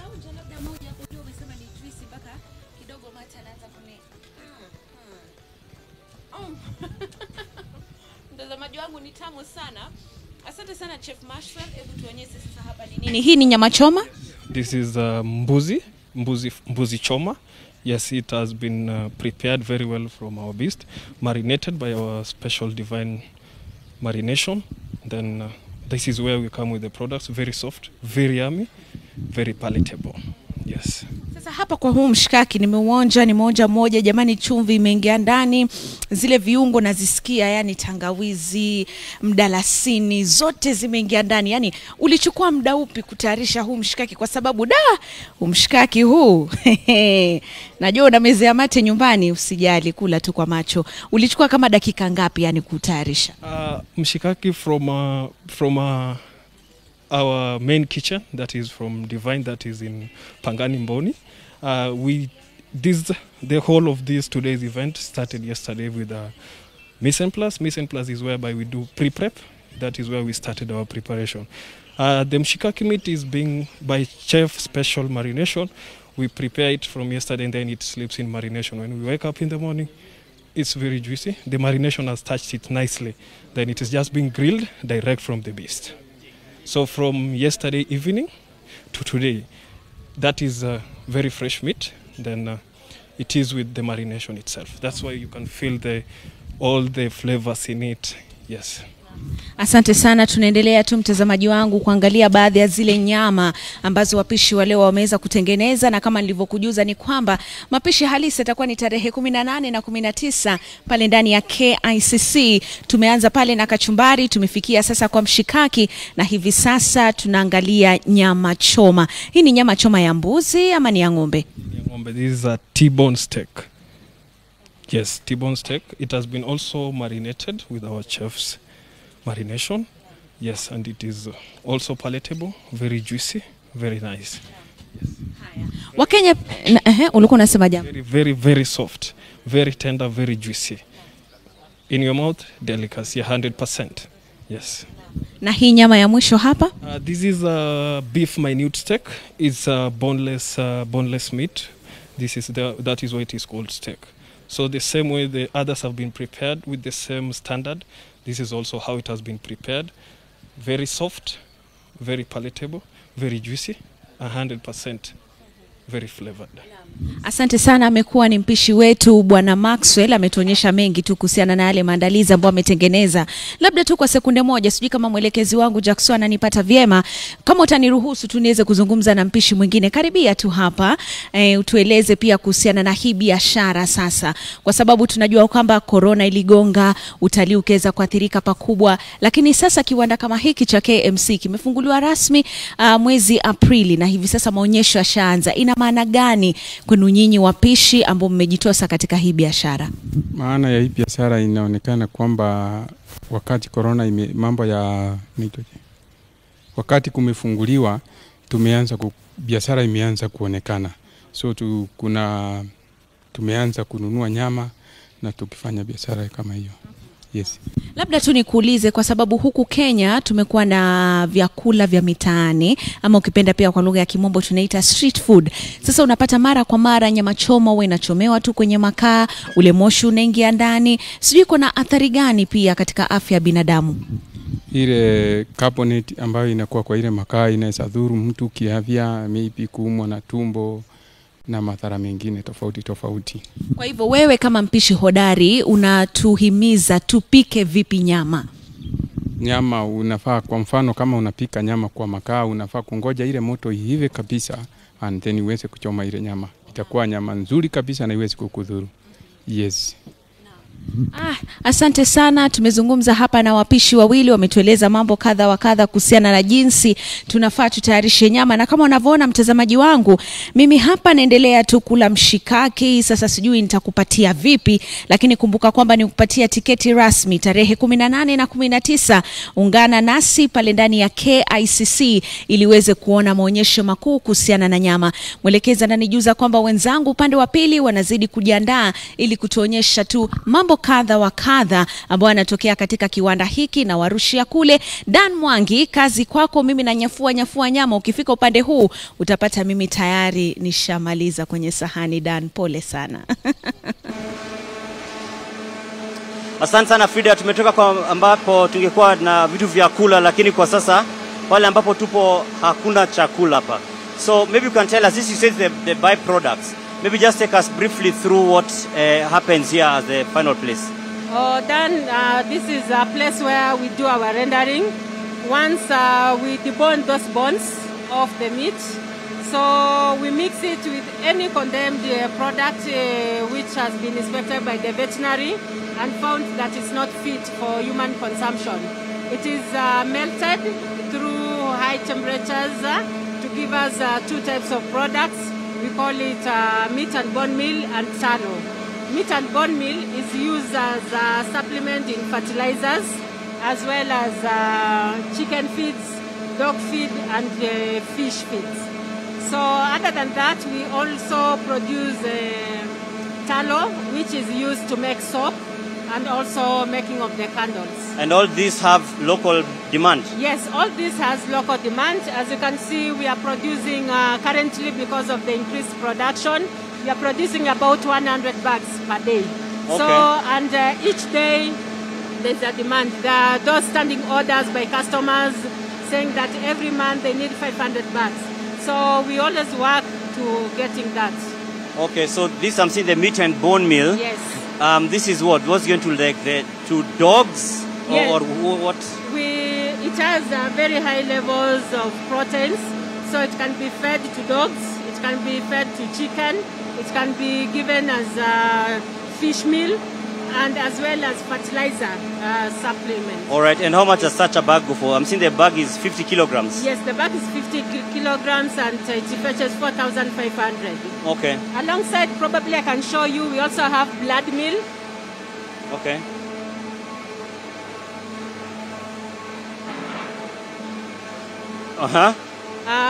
Then this is what we are saying tallow.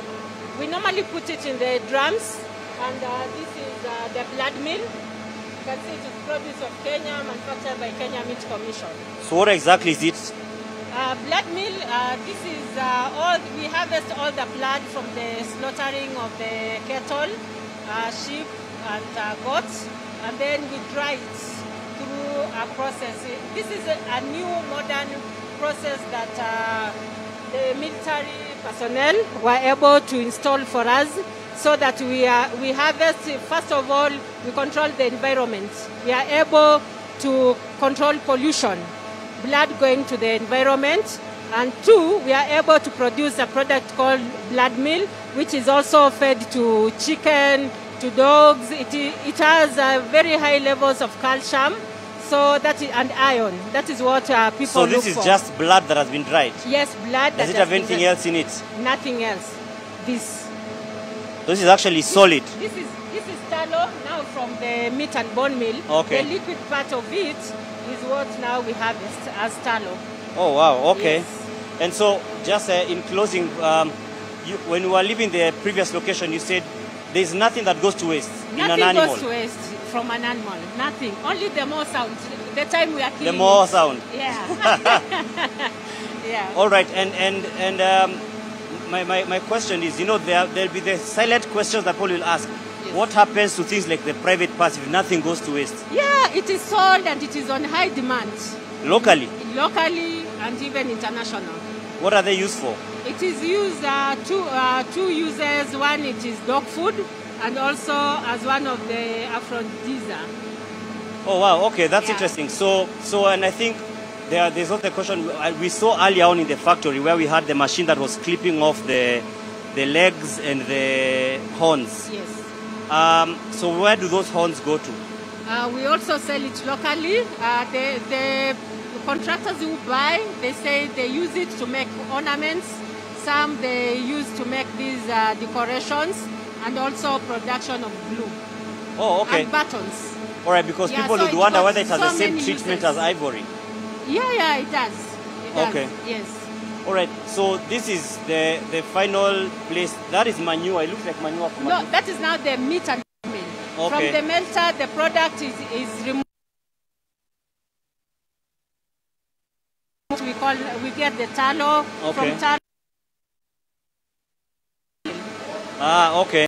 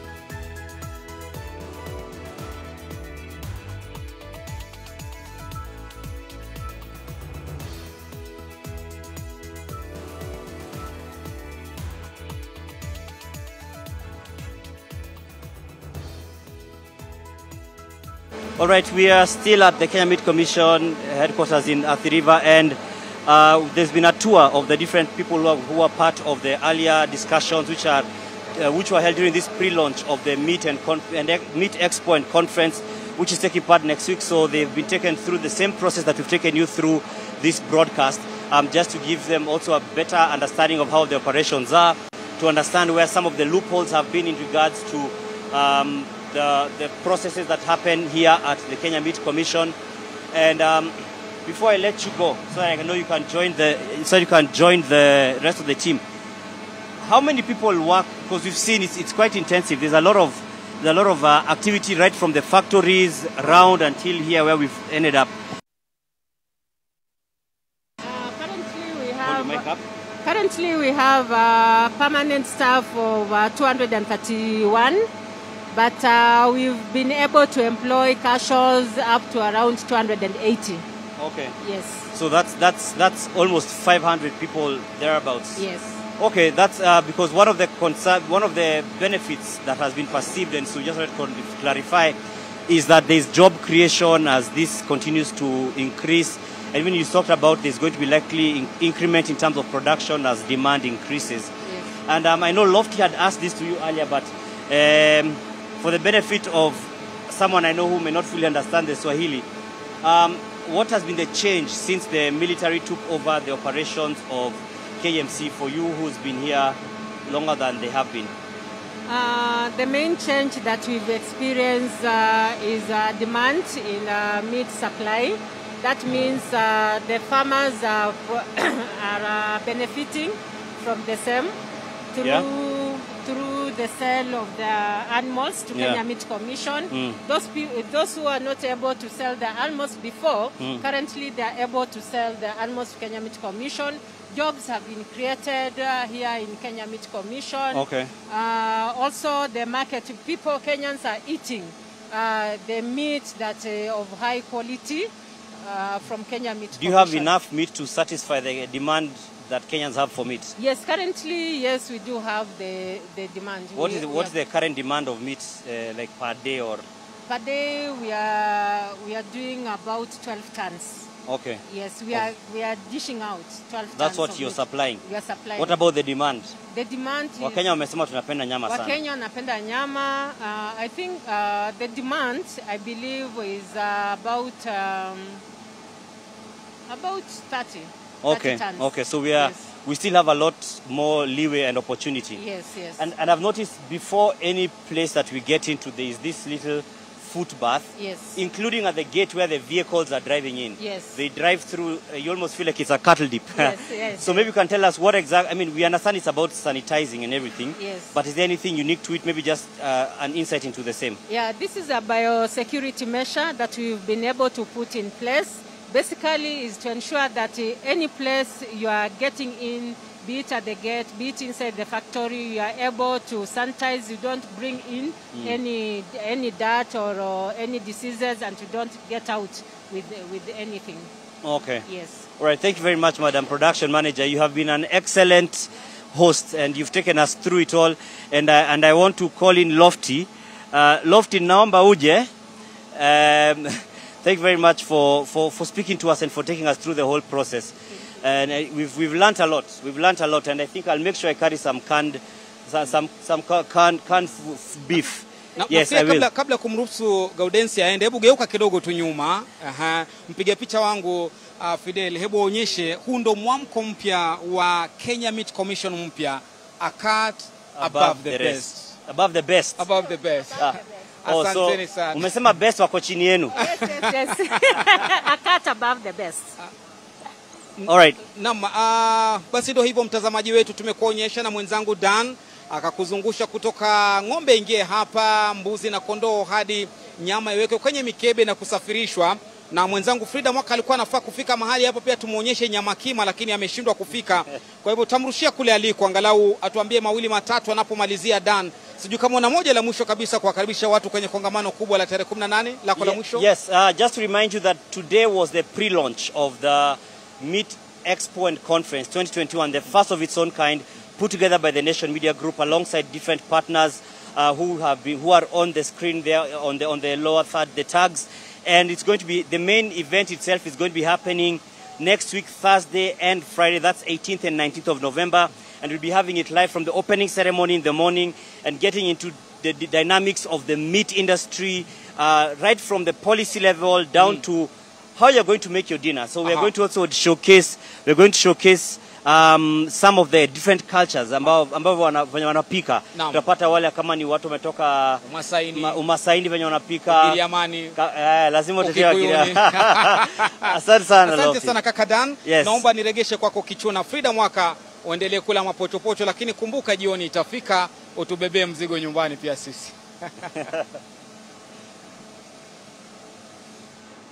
Naam, asante sana Lofty kutoka upande huu mwingine wa pili, na hivi sasa mimi nishatoka kule kwa wapishi ambapo nimeweza kuonja nyama baina mbalimbali tu, lakini kwa sasa nimefika katika hili duka la Nyama Haven. Hii ni baadhi tu ya zile duka ambacho kiwanda hiki cha KMC kimeweza kufungua hapa jijini Nairobi, na nafahamishwa kwamba duka hili haliko tu hapa Athi River, bali pia kuna duka kule hapa Nairobi vile vile Athi River, na pia kuna mpango wa kufungua duka lingine katika kaunti ya Mombasa. Mtazamaji, kama unavyoona, hawa ni wateja tu ambao wamekuja hapa kununua nyama, na nyama ambazo zinanunuliwa hapa ni 100% kutoka katika kiwanda cha KMC. Hapa utapata nyama ya nguruwe, utapata nyama ya mbuzi, utapata nyama ya ng'ombe, zote zinapatikana hapa. Na wengi wanasema jamani, nyama inayotoka hapa ni fresh kabisa, haina kiwewe chochote. Ni nyama ambayo utakuja hapa imepakiwa vizuri na utaipata ikiwa katika njia halisi.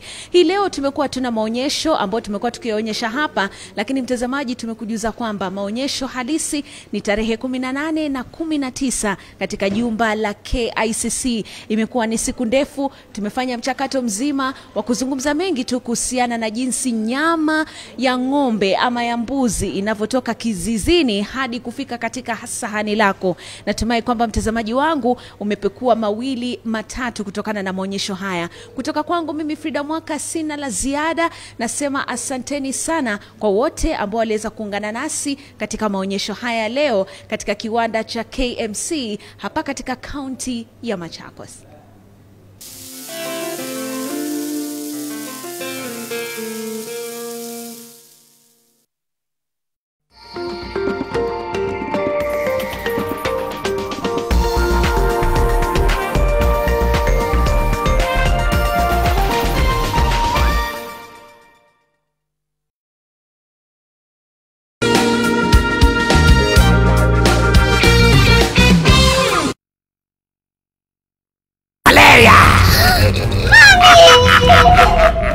That's why you need the superior protection of Mortein 360-degree reach. Only this has 11 fans which enable it to reach the farthest corners.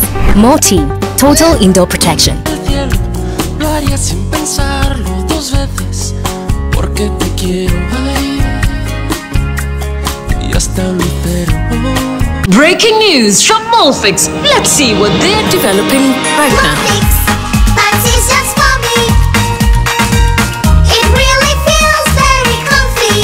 Molfix pants with anatomic fit technology. New Molfix pants, an invention from babies for babies. You should also try Molfix. Let's get straight to it. Ready for whatever. We gon' ride. Line 'em up. Let's go toe to toe. Tell 'em pick a side. Put in work. We don't play no games. Watch him run in high. Savage mode. We gon' keep it G. Yeah, you know.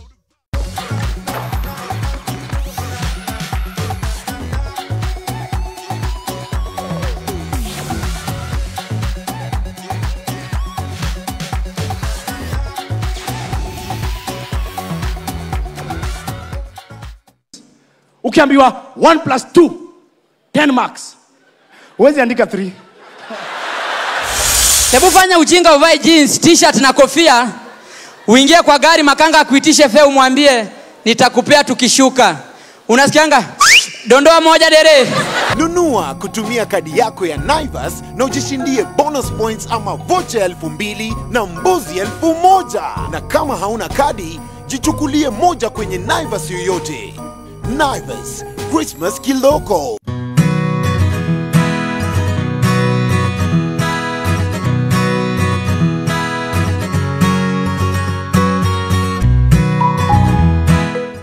This one-stop sourcing solution has made our back-end operations more efficient. Sandy has helped us to focus on growing our business and serving our customers better.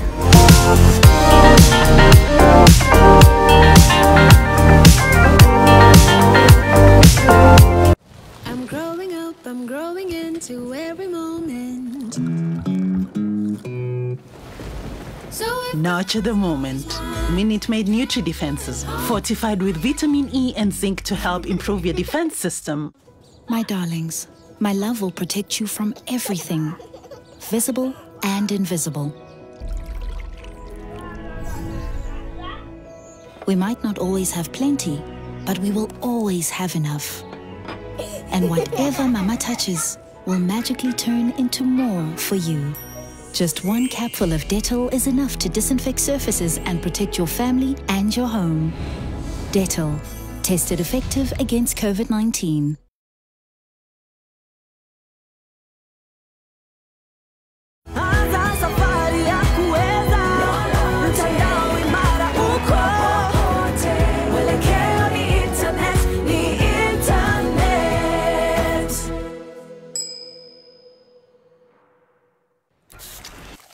Hey, now that's hitting the right notes.